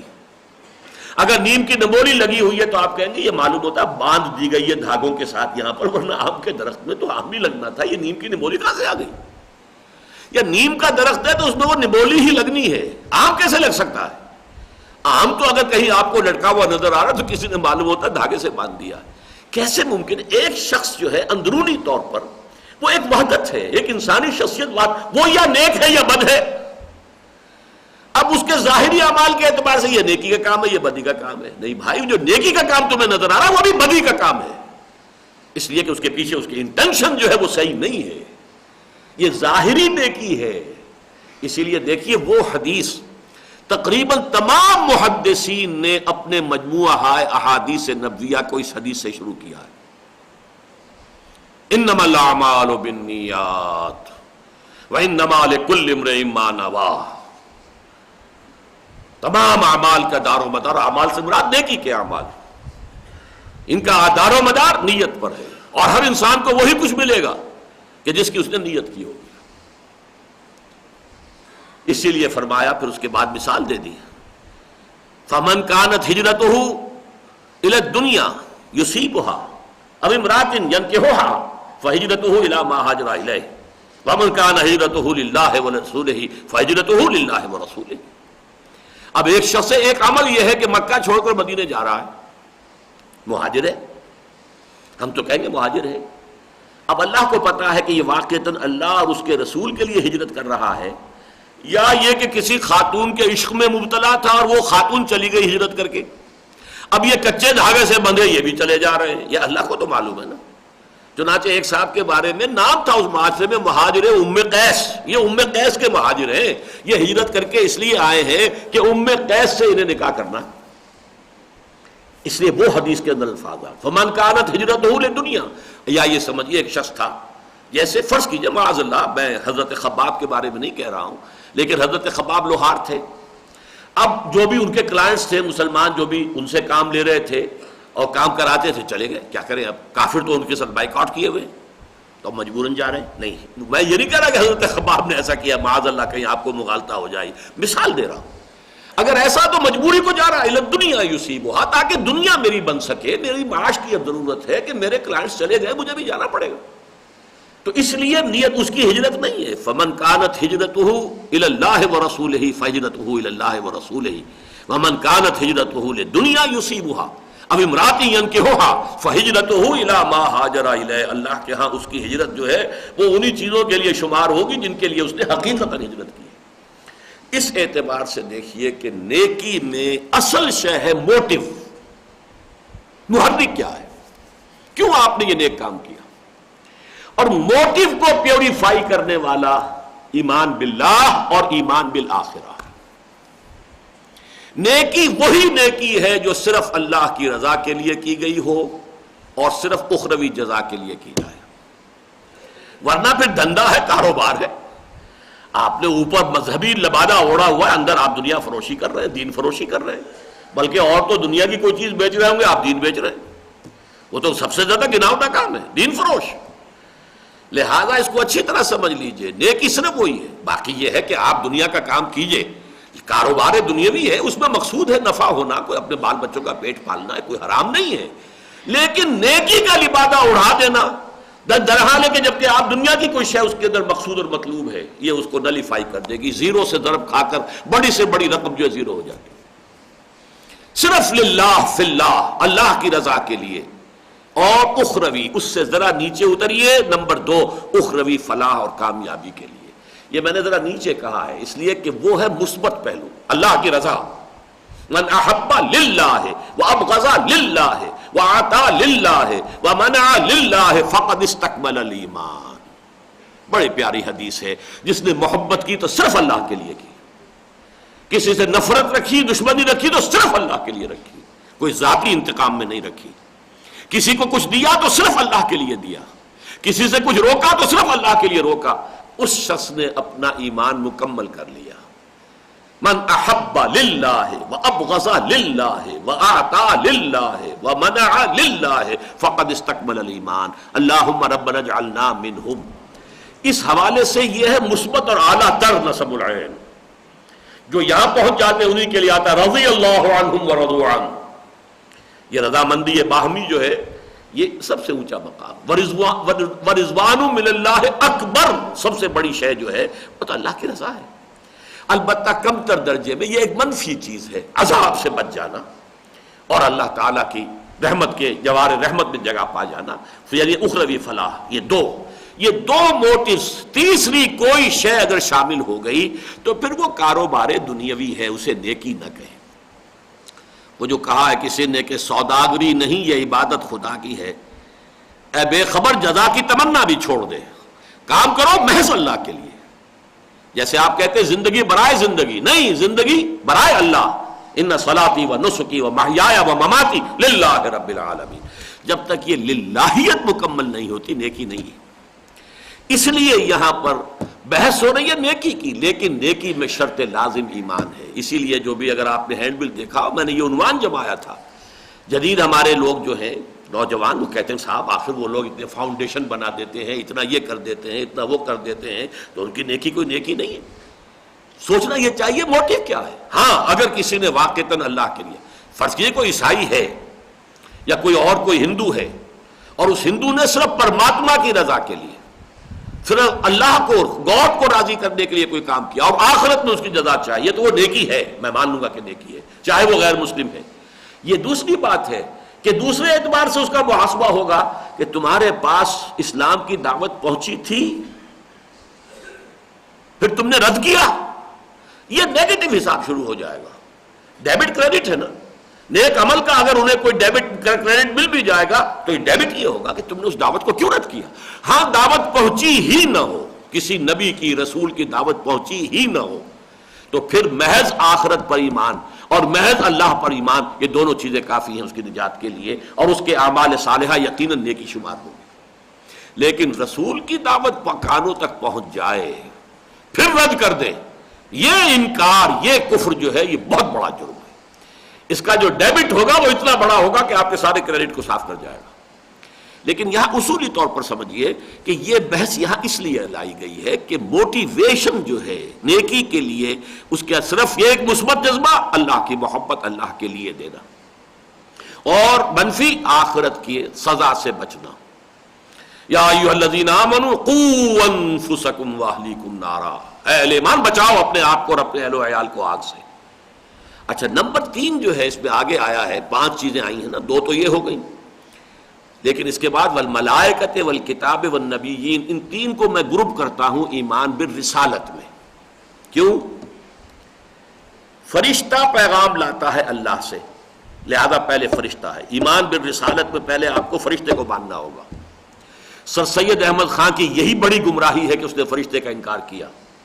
ڈاکٹر فضل الرحمان کی بھی یہی سب سے بڑی گمراہی تھی، اسلام نامی کتاب میں اس نے فرشتے کا انکار کیا۔ فرشتے پر ایمان، ایمان بالرسالت میں مقدم ترین شے۔ پھر یہ کہ جو پیغام لایا اس کا ریکارڈ کتاب کی شکل میں ہے، والکتاب، اور جس پر وہ وحی لے کر آیا ہے وہ نبی ہے۔ تو گویا کہ والملائکۃ والکتاب والنبیین تینوں کو بریکٹ کیجئے تو یہ ایمان بالرسالت بنتا ہے۔ اب یہاں سوال پیدا ہوتا ہے کہ نیکی کی بحث میں ایمان بالرسالت کی اہمیت کیا ہے؟ اس میں ایک اور بڑی اہم بحث ہے۔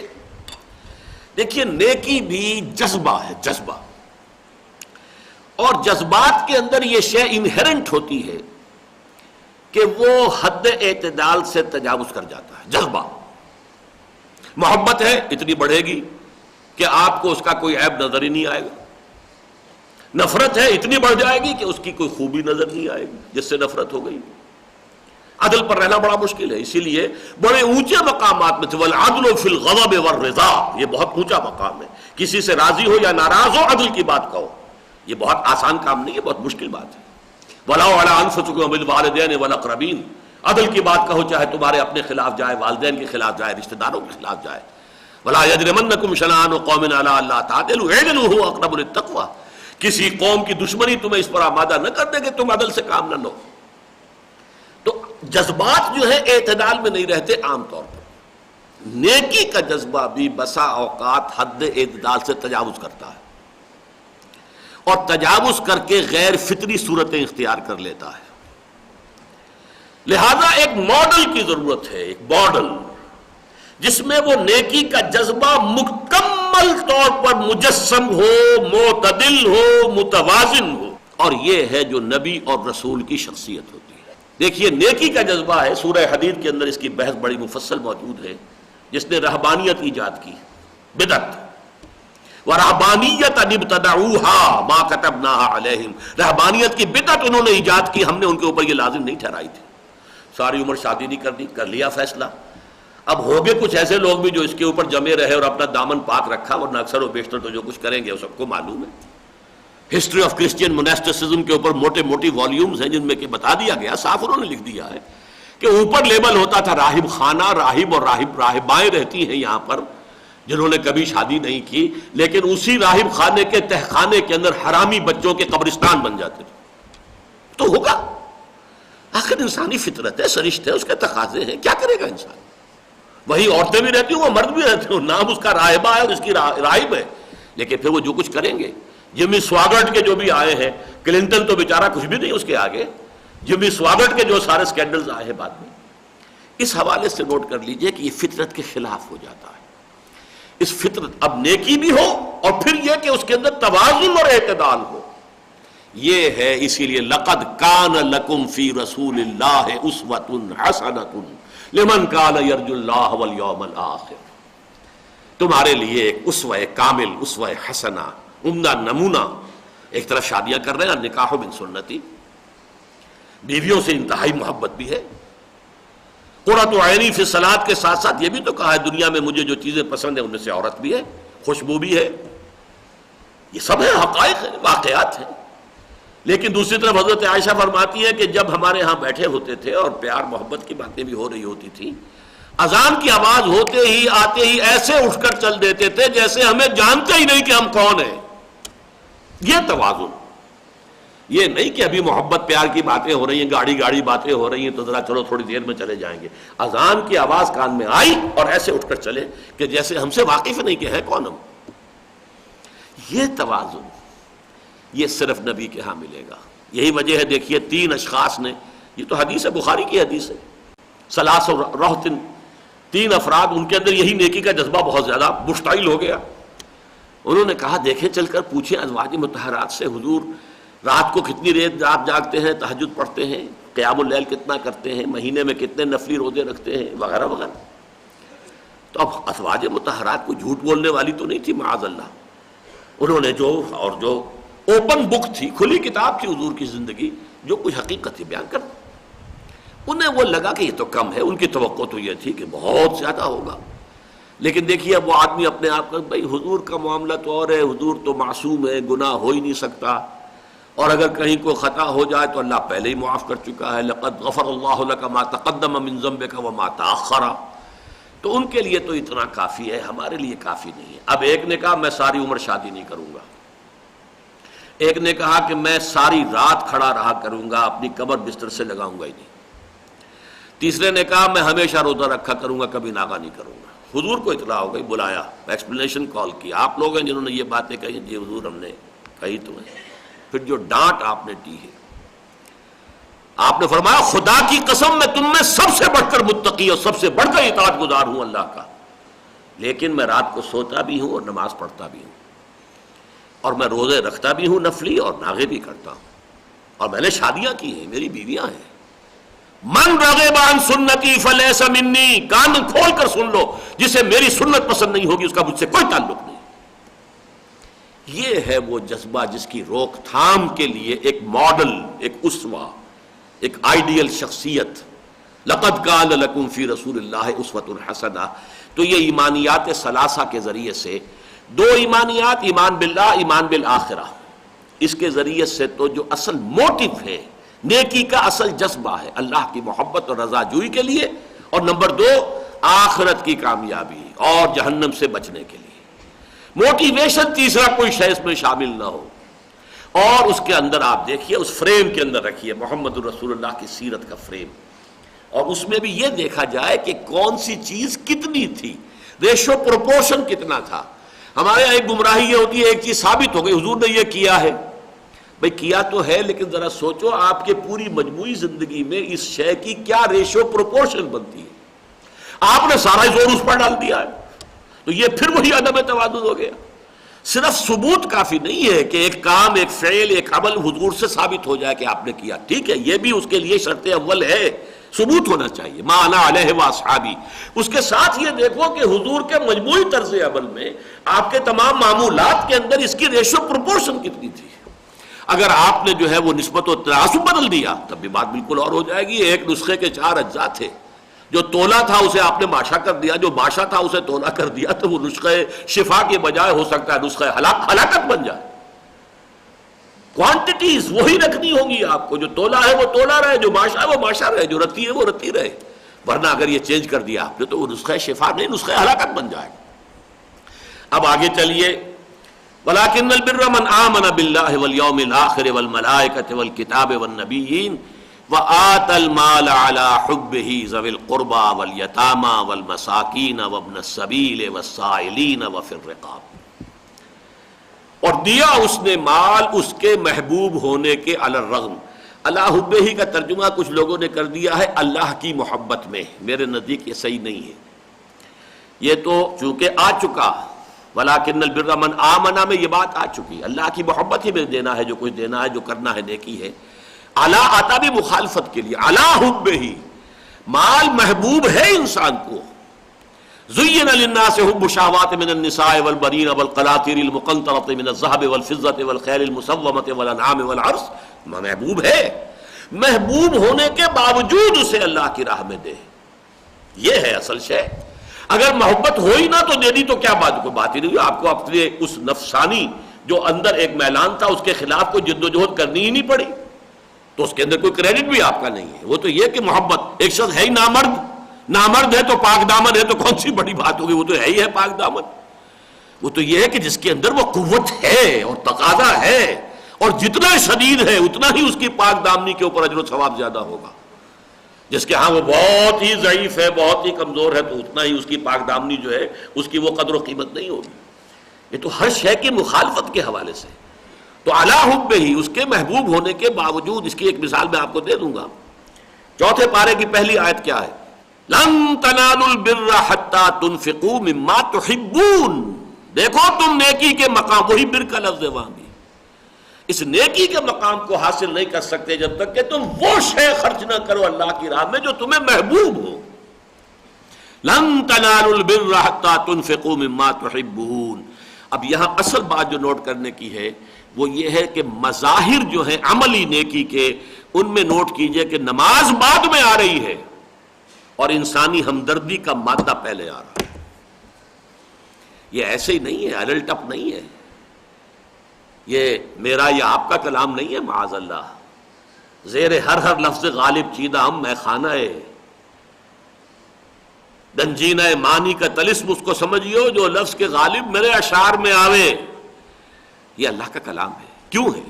نماز رکن رکین، روز محشر کے جان گداز موت، اولی پرسش نماز موت، وہ بعد میں ہے. وآت المال علی حبہ ذوی القربى والیتامى والمساکین وابن السبیل والسائلین وفی الرقاب. یہ پہلے ہے. کیوں کہ نیکی اگر حقیقتاً نیکی ہے تو انسانی ہمدردی اس کا یوں سمجھیے چولی دامن کا ساتھ ہے، ورنہ فراڈ ہے، دھوکہ ہے. حضور کی حدیث سن لیجئے، من یحرم الرفق فقد حرم الخیر کلہ. جو شخص دل کی نرمی سے محروم ہو گیا، کسی کو تکلیف میں دیکھے اور اس کے درد کو اپنے دل میں محسوس نہ کرے. سمپیتھی کسے کہتے ہیں؟ ہمدردی، ہمدرد یعنی اس کے درد کو آپ محسوس کر رہے ہیں. ہمدردی ہے یہ، ہم جماعت، ہم عصر، ہم درد آپ شیئر کر رہے ہیں اس کے ساتھ، یہ ہمدردی ہے. سمپیتھی یہ اگر نہیں ہے تو نیکی نہیں ہے. کوئی شخص متقی ہو سکتا ہے، کوئی شخص جو ہے بڑا عابد ہو سکتا ہے، زاہد ہو سکتا ہے، عالم ہو سکتا ہے، محدث ہو سکتا ہے، مفسر ہو سکتا ہے، مفتی ہو سکتا ہے، نیک نہیں ہو سکتا اگر یہ وصف نہیں ہے.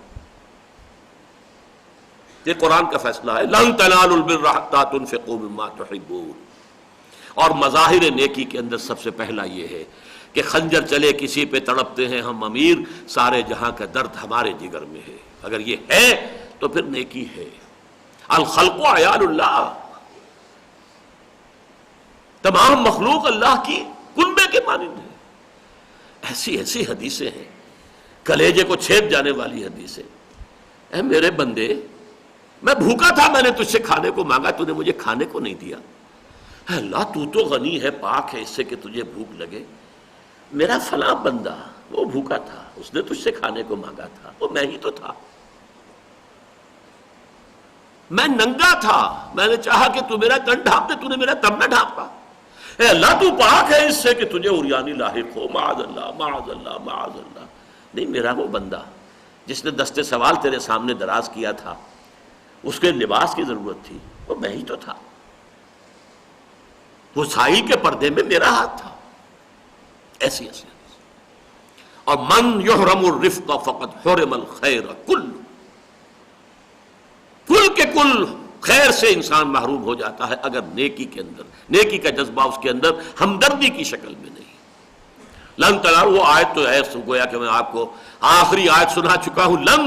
لن کے ساتھ جو نفی آتی ہے لام نون کے ساتھ، انتہائی تاکید. لن تنالوا، ہرگز نیکی کے مقام تک نہیں پہنچ سکتے حتی تنفقوا مما تحبون، جب تک کہ وہ چیز خرچ نہ کرو اللہ کی راہ میں، اللہ کی رضا جوئی کی، جسے تم پسند کرتے ہو. یہی ہے یہاں پہ وآت المال علی حبہ، اس کی محبت کے علی الرغم ترجمہ یہاں پہ میں نے کیا ہے، وہ صحیح کیا ہے. اب اس میں نوٹ کیجئے کہ پھر اس میں ترتیب بھی ہے. یہ ترتیب بھی دین میں حجت ہے. سب سے پہلے آپ کے قرابت دار، رشتہ دار، ان کا حق قرآن میں اور بھی بہت سے مقامات پر ہے. قرابت دار سب سے پہلے، الاقرب فالاقرب فالاقرب فالاقرب.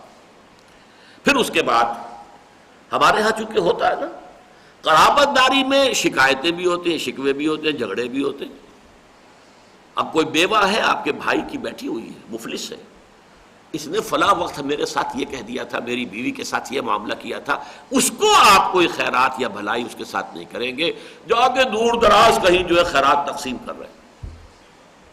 زیرو ہے یہ خیرات آپ نے اصل حقدار کو چھوڑ دیا اپنے کسی انتقامی جذبے کی وجہ سے. اس لیے اس خیرات کی کوئی اللہ کی میزان میں کوئی بدل نہیں، کوئی قدم نہیں.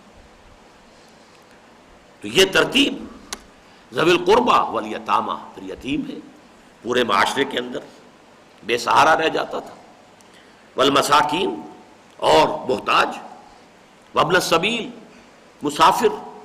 اس زمانے میں چونکہ سفر میں ایسی کیفیات بہت ہو جاتی تھی، اب بھی ہو جاتی ہیں، اگرچہ بعض لوگوں نے پیشہ بنا رکھا ہے مسافرت کے حوالے سے خیرات مانگنے کا، لیکن واقعہ بھی ہوتا ہے. کسی مسافر کی جیب کٹ گئی، اب رہ گیا وہ تو بیچارہ نہ ادھر کا رہا نہ ادھر کا رہا، لہذا اس میں ایسی صورت ہو سکتی ہے. والسائلین، یہ ذرا ایسا ہے جس پر ایک سوال سا ذہن میں اٹھتا ہے. بیگری جو ہے، سوال کرنا، اس کے بارے میں جو متوازن تعلیم ہے محمد الرسول اللہ صلی اللہ علیہ وسلم کی، وہ کیا ہے؟ ایک طرف تو سوال کی انتہائی مذمت کی گئی، انتہائی مذمت. سوال کرو صرف اللہ سے، کبھی کسی انسان کے سامنے ہاتھ مت پھیلاؤ. انسان کا مقام اتنا بلند ہے، خلیفۃ اللہ ہو تم، کسی انسان کے سامنے ہاتھ پھیلاؤ؟ تمہاری حمیت اور غیرت اور تمہارے مقام و مرتبے سے بہت فرق ہے. روکھی کھاؤ، سوکھی کھاؤ، مزدوری کرو. وہ جو مشہور واقعہ ہے کہ ایک آئے تھے ایک صحابی، حضور کچھ نہیں ہے، مجھے کچھ صدقات میں سے دیجیے. حضور نے کہا کچھ تو ہوگا تمہارے پاس؟ جی بس ایک کمبل ہے، آدھا میں اور میرے بچے جو ہے نیچے بچھا کے آدھا اوپر کر لیتے ہیں رات کو، اور کوئی ایک کٹورا ہے، لے آؤ، اور کچھ نہیں میرے پاس. آ گیا، بیچا اس کو، نیلامی کرائی، کچھ پیسے دیے، جاؤ آج کے دن کا راشن اپنے گھر والوں کو وہاں دے آؤ، اور لاؤ ذرا بازار سے ایک جو کلہاڑی کا جو ہے پھل، اس میں پھر آپ نے اپنے دستے مبارک سے دستہ ڈالا. جاؤ اب، اور جاؤ اور پہاڑوں کے اوپر جا کے لکڑیاں کاٹو، لے کر آؤ، وہ بیچو، اور پھر دیکھو اس طریقے سے اپنی معاش پوری کرو. کچھ عرصے کے بعد وہ آیا، وہ اچھا بھلا آسودہ تھا. سوال کی انتہائی مذمت ہے، انتہائی مذمت ہے. کچھ لوگوں کے بارے میں آتا ہے کہ قیامت کے دن آئیں گے تو ان کے چہروں پر گوشت نہیں ہوگا. اب آپ دیکھیے وہ ہڈی جو ہوتی ہے، کسی کی کھوپڑی آپ کو نظر آئے تو وہ کیا نظر آتی ہے؟ تو گوشت سے محروم چہرہ جو ہوگا وہ کیا ہوگا؟ اور یہ وہ لوگ ہوں گے کہ جو یہ خیرات مانگا کرتے تھے بغیر کسی مجبوری کے. تو اس حوالے سے ایک طرف، لیکن دوسری طرف یہ فرمایا ہے کہ تمہاری شرافت اور حمیت اور غیرت اور مروت سے یہ بعید ہے کہ کوئی ہاتھ پھیلا ہی دے اور تم ٹھکرا دو. اس نے اپنی عزت نفس تمہارے سامنے پیش کر دی بندے خدا کے، اب اس کو ٹھوکر مت مارو. دے سکتے ہو دو، نہیں دے سکتے ہو تو قول معروف، بھلے طریقے سے، نہیں بھائی میرے لیے ممکن نہیں ہے، جھڑکو نہیں، اما السائل فلا تنہر، جھڑکنے کی اجازت نہیں. یہاں تک بھی آیا حضور نے فرمایا کہ سائل اگر تمہارے در پر گھوڑے پر سوار ہو کر آئے تب بھی اگر کچھ دے سکتے ہو اس کے سوال کو تو دو، ورنہ یہ کہ معذرت کرو خوش اسلوبی کے ساتھ، چاہے وہ گھوڑے پر سوار ہو کر آیا. یہ الفاظ بھی حدیث کے. تو یہ بڑی متوازن، ایک طرف تو یہ کہ انسٹیٹیوشن آف بیگری جو ہے اس کو ختم کرنا مقصود ہے. کفالت کا جب اسلامی ریاست ہوگی تو کفالت کی ذمہ داری تو ریاست کی ہے، ہر فرد کی. پھر سائل کیوں ہو؟ حضرت عمر نے تو ایک مجوسی سائل بوڑھے کو دیکھ کر جو ہے ایکسپلینیشن کال کر لی تھی گورنر کی.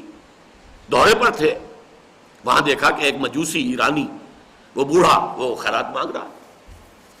پوچھا گورنر سے یہ خیرات کیوں مانگ رہا؟ کہنے لگا یہ جب جوان تھا، ٹھیک تھا، صحت مند تھا تو یہ تو جزیہ بھی دیتا تھا، اب یہ کچھ کر نہیں سکتا. کہنے لگے کہ جب اس سے تم جزیہ لیتے تھے اب تم نے اسے خیرات مانگنے کے لیے چھوڑ دیا. اس کا روزینہ مقرر کیا گیا بیت المال سے. تو کفالت جو ہے وہ ہے ریاست کے ذمہ، لیکن نہیں بھی ہے، چلیے جیسا بھی ہے ہمارے ہاں ہے اس وقت. تو یہ ہے کہ ان دونوں چیزوں کو، ایک طرف سوال کی مذمت، حتی الامکان سوال سے بچنا، لیکن سوال کوئی کر ہی دے تو پھر ذرا شرافت اور مروت کا تقاضا جو ہے اس کو ملحوظ رکھنا.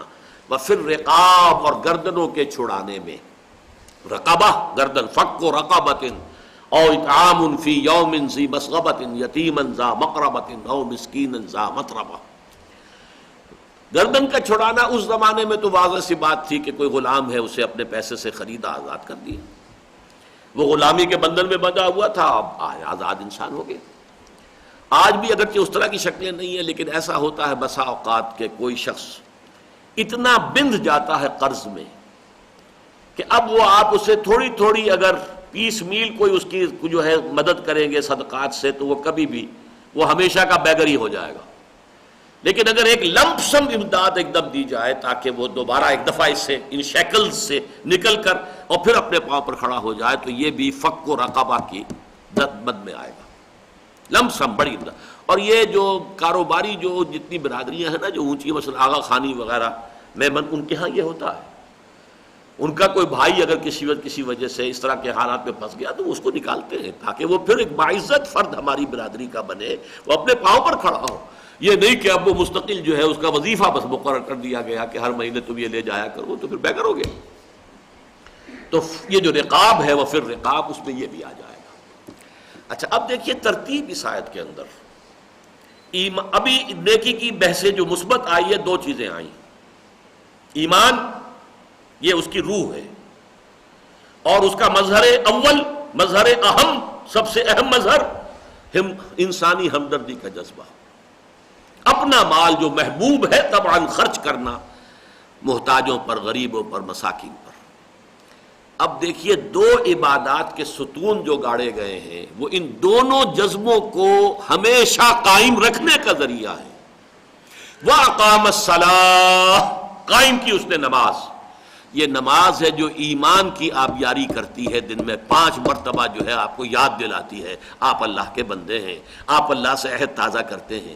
ایاک نعبد و ایاک نستعین، یہ ستون ہے ایمان کو تر و تازہ رکھنے کے لیے. اور زکوٰۃ یہ ستون ہے وہ مال کی محبت کو دل سے کم کرنے کے لیے. بوتل کا منہ بند ہی رہے گا تو کچھ بھی نہیں نکلے گا، کھولو تو صحیح سے، زکوٰۃ تو نکالو. جب ذرا منہ کھلے گا تو کچھ اور بھی نکل آئے گا. اور یہاں ایک نقطہ یہ بہت اہم ہے کہ زکوٰۃ علیحدہ ہے، اور پہلے جو آیا ہے وہ علیحدہ مد ہے. یہ زکوٰۃ نہیں تھی پہلی. اور اس کی دلیل قاطع یہ ہے کہ حضور نے اسی روایت، اسی آیت سے اب دلیل لے کر آپ نے فرمایا ان فی المال لحقا سوی الزکاۃ.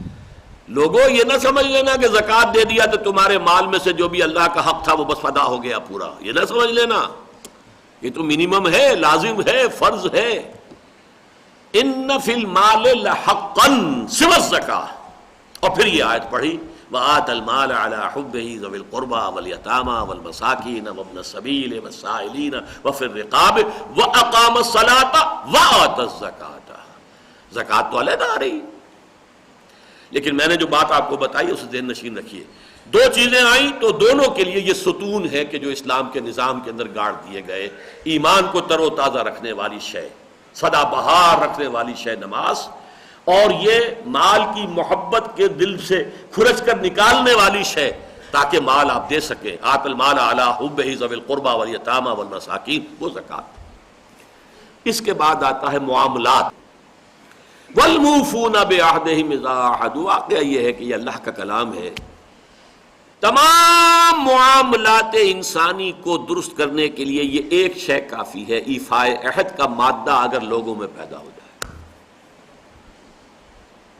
اب آپ نے ایک شخص کو مزدور کے طور پر رکھا ہے، بھائی تمہیں شام کو 100 روپے ملے گا، یہ کام کرنا ہے. اگر وہ اپنے اس معاہدے کی وجہ سے کام کر رہا ہے، محتاج نہیں کہ مجھے دیکھے گا تو کروں گا ورنہ بیٹھ جاؤں گا. You don't need any supervisor. اگر اس کے اندر یہ عہد ہے کہ میں نے یہ معاہدہ کیا ہے، میرے 100 روپے حلال نہیں ہوں گے اگر میں اپنا پسینہ اس میں نہیں نکالتا اس کام میں، تو سپروائزر کی ضرورت نہیں ہوگی. امپلائر امپلائی، چاہے آپ نے کہیں ملازم رکھا ہوا ہے، اس کے لیے وہ جو ریمونریشن اسے مل رہی ہے حرام ہے اگر وہ اس کے اندر اپنی پوری محنت نہیں کر رہا ہے. معاہدہ، بزنس تو سارا ہے ہی کانٹریکٹ پر. آج سارے بڑے بڑے بزنس جو ہیں وہ کانٹریکٹ ہی پر ہوتے ہیں نا. Even marriage is a social contract. What is marriage? شادی ہے کیا؟ عمرانی معاہدہ ہے، ایک لڑکے ایک لڑکی کے مابین، ایک مرد ایک عورت کے درمیان معاہدہ ہے. والموفون بعہد. اب یہ جو کھڑے ہوتے ہیں اور حلف لیتے ہیں اپنی، وہ جو ہمارے سیاستدان ہیں عہد ہی کر رہے ہوتے ہیں نا، اور اس عہد کی پاسداری نہ کریں تو جو بیڑا غرق ہوتا ہے وہ ہوا ہے ہمارا. سورت میں بھی حال نہ پرس، وہ تو ہمارا جو حال ہے پوری دنیا کے سامنے آ چکا ہے. اب تو صورت حویدہ ہو چکی ہے، کہاں کھڑے ہیں کتنے پانی میں. لیکن صرف یہ ایک شے، ایفائے عہد، ان العہد کان مسئولا. دیکھو عہد کے بارے میں باز پرس ہوگی اللہ کے ہاں، جواب دہی کرنی پڑے گی. تو یہ تمام معاملات انسانی کے اندر سٹریم لائننگ جسے ہم کہتے ہیں، ایک شے، والموفون بعہدہم اذا عاہدوا. حضور کی سیرت میں تو یہ شے جس درجے میں تھی ابتدا ہی سے، الصادق الامین تو خیر آپ کو کہا گیا، لیکن یہ عہد کی بات جو ہے یہ اس دور کا ابھی وہی شروع نہیں ہوئی جب آپ تجارت کرتے تھے. اس کا واقعہ یہ کہ ایک شخص سے گفتگو ہو رہی تھی کسی سودے کی، اسے اچانک یاد آیا، بہت ذرا ٹھہریے آپ یہاں میرا انتظار کیجئے، میں ابھی آتا ہوں، مجھے ایک کام یاد آ گیا بہت ضروری ہے. ٹھیک ہے، حضور نے کہا میں تمہارا یہی انتظار کروں گا. اب وہ شخص جا کے بھول گیا. 3 دن گزر گئے، حضور وہاں سے نہیں ہلے. اسے کہیں 3 دن کے بعد یاد آیا، اچانک جا کر وہ مصروف ہو گیا، بھول گیا میں وعدہ کر کے آیا تھا محمد سے. لیکن جب اسے یاد آیا، گھبرایا ہوا آیا، دیکھا تو وہی بیٹھے. حضور نے فرمایا کہ میں تو اپنے عہد کی وجہ سے بندھا ہوا تھا، میں نے تو تم سے وعدہ کیا تھا کہ میں یہی بیٹھوں.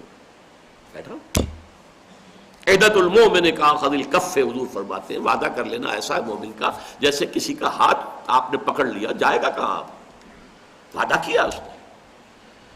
والموفون بعہدہم اذا عاہدوا. اب آخری بات، والصابرین، یہ ہے اصل میں اخص بذکر الصابرین. یہ چونکہ اب چاہے یہ مجرور ہے اور چاہے منصوب، تو خاص طور پر ذکر کر رہا ہوں اب میں. یہ مطلب یہاں پر اس سے پہلے ایک فعل محذوف ماننا پڑے گا خاص طور پر.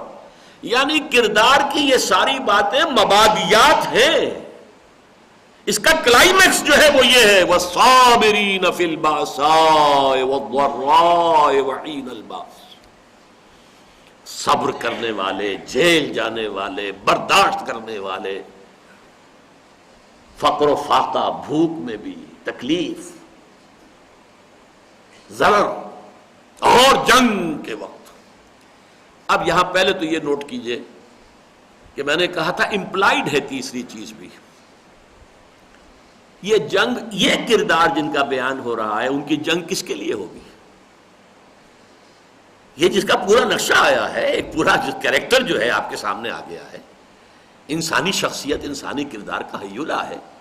من آمن باللہ والیوم الآخر والملائکۃ والکتاب والنبیین وآتى المال على حبه ذوي القربى واليتامى والمساکین وابن السبیل والسائلین وفی الرقاب وأقام الصلاة وآتى الزکاة والموفون بعہدہم اذا عاہدوا. یہ جو 15 اوصاف آئے ہیں، یہ جو کردار کا ہیولہ سامنے آتا ہے، ان کی جنگ کس لیے ہوگی؟ کیا وہ ہوس ملک گیری کے لیے ہوگی؟ کیا وہ دولت کے حصول کے لیے ہوگی؟ اس کردار کے ساتھ کہیں فٹ بیٹھتا ہے، کہیں کمپیٹیبل ہے؟ حق کے لیے، حق کا بول بالا کرنے کے لیے جنگ.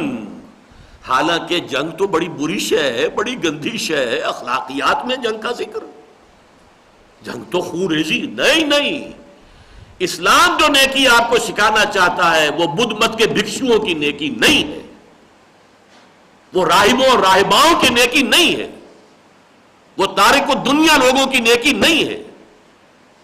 یہ لوگ خود نکل کر میدان سے، اور اصل زندگی کا میدان بدماشوں کے لیے، حرام خوروں کے لیے، ظالموں کے لیے کھلا چھوڑ جاتا ہے. یہ نیکی نہیں ہے. رہو یہاں، چیلنج کرو انہیں، پکڑو ان کے ہاتھ. جیسا کہ حضور کی حدیث آئی، ما بعث اللہ من نبی فی قومہ فی ملتہ فی امتہ قبلی الا کان لہ حواریون واصحاب. اللہ نے مجھ سے پہلے جس قوم میں بھی، جس امت میں بھی کسی نبی کو بھیجا، اس میں سے اس کے کچھ نہ کچھ صحابی اور کچھ نہ کچھ اس کے حواری ضرور ہوتے تھے. حواری حضرت عیسیٰ کے لیے، صحابہ حضور کے لیے یہ معروف الفاظ ہیں. وہ کیا کرتے تھے؟ یاخذون بسنتہ ویقتدون بامرہ. اپنے نبی، اپنے رسول کی سنت کو مضبوطی سے تھام لیتے تھے، ان کے حکم کی پیروی کرتے تھے. ثم انھا تخلف من بعدہم خلوف. پھر ہمیشہ ایسا ہوا کچھ عرصے کے بعد ایسے ناخلف لوگ آ جاتے تھے اس امت میں، یقولون ما لا یفعلون ویفعلون ما لا یؤمرون. کہتے وہ تھے جو کرتے نہیں تھے، عشق رسول اور یہ اور وہ، اور شکل دیکھو تو 12 بجے ہوئے ہیں، شیو کی ہوئی ہے، اور عشق رسول کا تو پتہ نہیں کہاں سے کہاں قلابے ملائے جا رہے ہیں. وہ تو میں نے ایک چھوٹی سی بات کہی ہے، ورنہ اور کردار کا حوالہ ہو تو معلوم ہو کہ بہت ہی مائنس لیول پر بات چلی جائے گی۔ یقولون ما لا یفعلون یفعلون ما لا یؤمرون، کرتے وہ تھے جس کا حکم نہیں ہوا، بدعات کے طومار ایجاد کر لیے، ایک نیا ہی دین اور نیا مذہب آ گیا۔ فمن جاہدہم بیدہ فہو مومن، تو جب ایسے لوگ سامنے آ گئے ہوں امت کے اندر، تو جو شخص ان سے اپنے ہاتھ سے طاقت سے جہاد کرے گا ان کے خلاف وہ مومن ہوگا۔ ومن جاہدہم بلسانہ فہو مومن، جو اپنی زبان سے جہاد کرے گا وہ مومن ہوگا۔ ومن جاہدہم بقلبہ فہو مومن، کم سے کم دل سے نفرت رکھے گا تو وہ مومن ہوگا۔ ولیس وراء ذلک من الایمان حبۃ خردل، اس کے بعد تو ایمان رائی کے دانے کے برابر بھی نہیں ہے۔ اس گندگی کے ماحول میں رہو اور دل میں دکھن بھی نہ ہو، چبھن بھی نہ ہو، کڑھن بھی نہ ہو، نفرت بھی نہ ہو، تو ایمان کا کوئی سوال نہیں پیدا ہوتا۔ تو یہ ہے اصل میں اسلام تو چاہتا ہے وہ نیکی جو بدی کا مقابلہ کرے، چیلنج کرے، آنکھوں میں آنکھیں ڈال کر سامنے آئے، بدی کا قلع کما کرے، اس کا استحصال کرے، وہ نیکی۔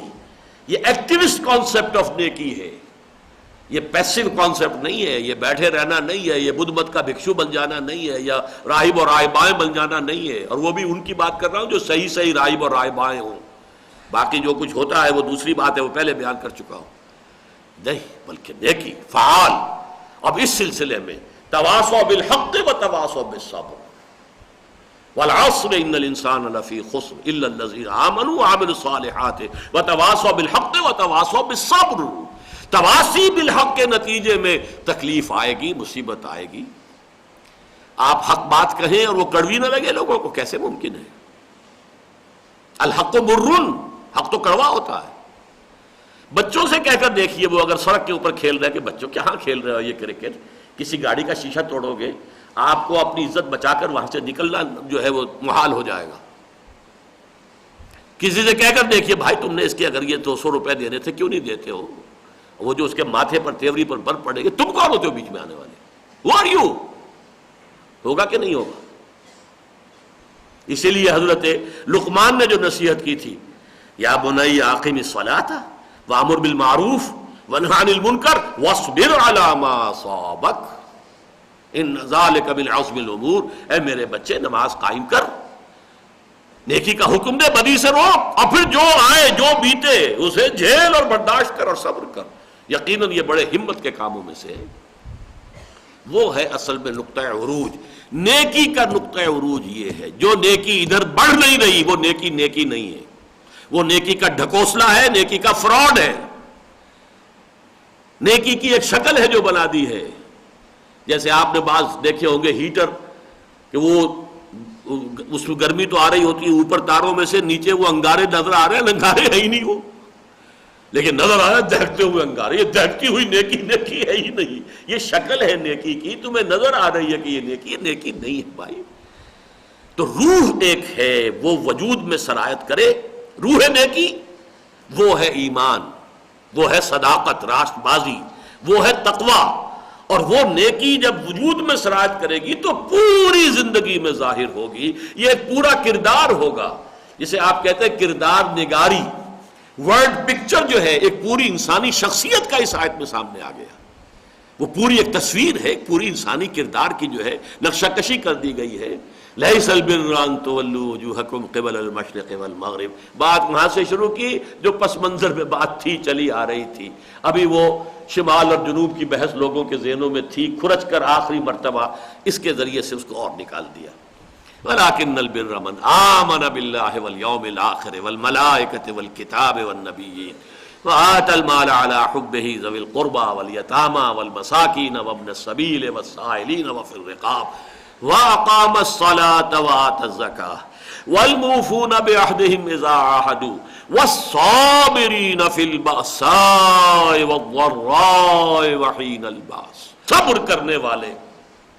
اب ذرا اس کا تعلق جوڑ لیجئے، جبکہ یہ دوسرا حصہ جو ہے امت مسلمہ سے خطاب پر مشتمل جب سورہ بقرہ کا شروع ہوا تو پہلے ہی قدم پر آیتیں آئی ہیں، یا ایھا الذین آمنوا استعینوا بالصبر والصلاۃ ان اللہ مع الصابرین، ولا تقولوا لمن يقتل في سبيل الله اموات بل احياء ولكن لا تشعرون ولنبلونكم بشيء من الخوف والجوع ونقص من الاموال والانفس والثمرات وبشر الصابرين. وہیں پر یہ آیت جو ہے وہی تان ٹوٹ رہی آ کر والصابرین، خاص طور پر صبر کرنے والے، نیکی کے علم بردار بن کر کھڑے ہو جائیں، نیکی کے پرچارک بن کر کھڑے ہو جائیں، نیکی کا بول بالا کرنے کے لیے میدان میں آئیں، بدی کی آنکھوں آنکھیں ڈال کر اس کو للکاریں، اس کو چیلنج کریں، اس کے استیصال کے لیے تن من دھن لگا دیں. اولئک الذین صدقوا، یہی ہے وہ لوگ جو سچے ہیں. سچے کس معنی میں؟ یہ اگر کچھ خیال کریں کہ ہاں ہم نیک ہیں تو واقعی سچے ہیں اپنے اس خیال میں، یہ اگر دعویٰ کریں کہ ہم مومن ہیں تو واقعی سچے ہیں اپنے دعوی ایمان میں. یہ بالکل ویسی آیت ہے سورہ حجرات کی، انما المؤمنون الذین آمنوا باللہ ورسولہ ثم لم یرتابوا وجاہدوا باموالہم وانفسہم فی سبیل اللہ اولئک ھم الصادقون. الصادقون یہ قرآن مجید کی ایک اصطلاح ہے. سچائی یہ قول کی ہے، سچائی نیت کی ہے، سچائی خیالات کی ہے. راست خیال، راست باز، راست کردار، راست بقال، یہ سارے جو ہے یہ سچائی، صداقت. اور اسی لیے نبوت کے بعد دوسرا عظیم ترین منصب جو ہے وہ صدیقین، انبیاء من النبیین والصدیقین والشہداء والصالحین. صدیق، صدق در حقیقت ان کی شخصیت کا جو اصل جوہر ہے وہ صدق ہے. اسی لیے سورہ توبہ میں آیا یا ایھا الذین آمنوا کونوا مع الصادقین، تلاش کرو ایسے راست بازوں کو اور ان کی صحبت اختیار کرو، ان کا قرب اختیار کرو، ان کے قریب رہا کرو تاکہ تمہیں بھی ان کی راست بازی میں سے حصہ ملے. اولئک الذین صدقوا واولئک ھم المتقون. یہ آخری لفظ سب سے اہم ہے، یہی ہے متقی. اس کی وجہ کیا ہے؟ تقویٰ کا تصور ہمارے ذہنوں میں خاص وضع قطع، خاص لباس، خاص قسم کا جو ہے وہ عمامہ جو ہے وہ باندھا ہوا ہے، خاص جو ہے سٹائل کی داڑھی بھی ہے اور پاجامہ ہے تو وہ ٹخنوں سے اوپر ہے، بس تقویٰ ہے. مظاہر، ظواہر یہ بھی ہے. مظاہر میں پہلے ہی کہہ چکا ہوں، مشرق و مغرب کی طرف رخ کرنا حکم کے مطابق یہ بھی نیکی میں ہے، میں اس کی نفی نہیں کر رہا. لیکن اگر کل اسی کو تقویٰ سمجھ لیا جائے تو یہ حماقت ہے، یہ بے وقوفی ہے، یہ پاگل پن ہے، یہ دین کی روح سے ناواقفیت کی علامت ہے. اسی لیے حضور نے ایک مرتبہ 3 دفعہ اپنے دست مبارک سے اپنے قلب کی طرف، سینے کی طرف اشارہ کیا، التقویٰ ہا ہونا، التقویٰ ہا ہونا، التقویٰ ہا. دیکھو بھائی تقویٰ یہاں ہوتا ہے، دل میں تقویٰ ہے تو تقویٰ ہے. اور دل میں تقویٰ کب آئے گا؟ جب وہ ایمان حقیقی جو ہے وَلَٰكِنَّ الْبِرَّ مَنْ آمَنَ بِاللَّهِ وَالْيَوْمِ الْآخِرِ، وہ ایمان حقیقی پیدا ہوگا تو وہ روح تقویٰ پیدا ہو جائے گی. اور یہ روح تقویٰ ہوگی جو پھر مظاہر میں زندگی کے تمام گوشے، اپنے تمام کردار کے جتنے بھی دائرے ہیں ان سب کے اندر ان کا ظہور ہوگا. اور ایک شخصیت کا حیولہ ہے کہ جو ہمارے سامنے آ جاتا ہے. اللہ تعالی ہمیں اس حیولے کو اختیار کرنے کی توفیق عطا فرمائے. پہلے تو یہ کہ تقویٰ اور نیکی کی اصل حقیقت ذہن نشین ہو جائے. یہ آیت یاد کیجئے، یاد کیجئے، آپ کو ازبر ہونی چاہیے. اور اس کے حوالے سے یہ کو آپ کو جو ہم نے دے دیا ہے چھپا ہوا، یہ بڑی سہولت ہوگی، جیب میں بھی رکھ سکتے ہیں، اپنی میز پر اپنے شیشے کے نیچے بھی رکھ لیجئے. لیکن یہ کہ یاد کیجئے، اس کا ایک ایک حرف جو ہے میں نہیں کہہ سکتا، کوئی ہیرا جو ہے وہ اتنا قیمتی نہیں ہو سکتا جتنا کہ اس کا ایک ایک لفظ، گنجینہ معنی کا طلسم اس کو سمجھیو جو لفظ کے غالب میرے اشعار میں آوے. تو یہ آیت مبارکہ قرآن مجید کی عظیم ترین آیات میں سے ہے. بارک اللہ لی ولکم فی القرآن العظیم ونفعنی وإیاکم بالآیات والذکر الحکیم.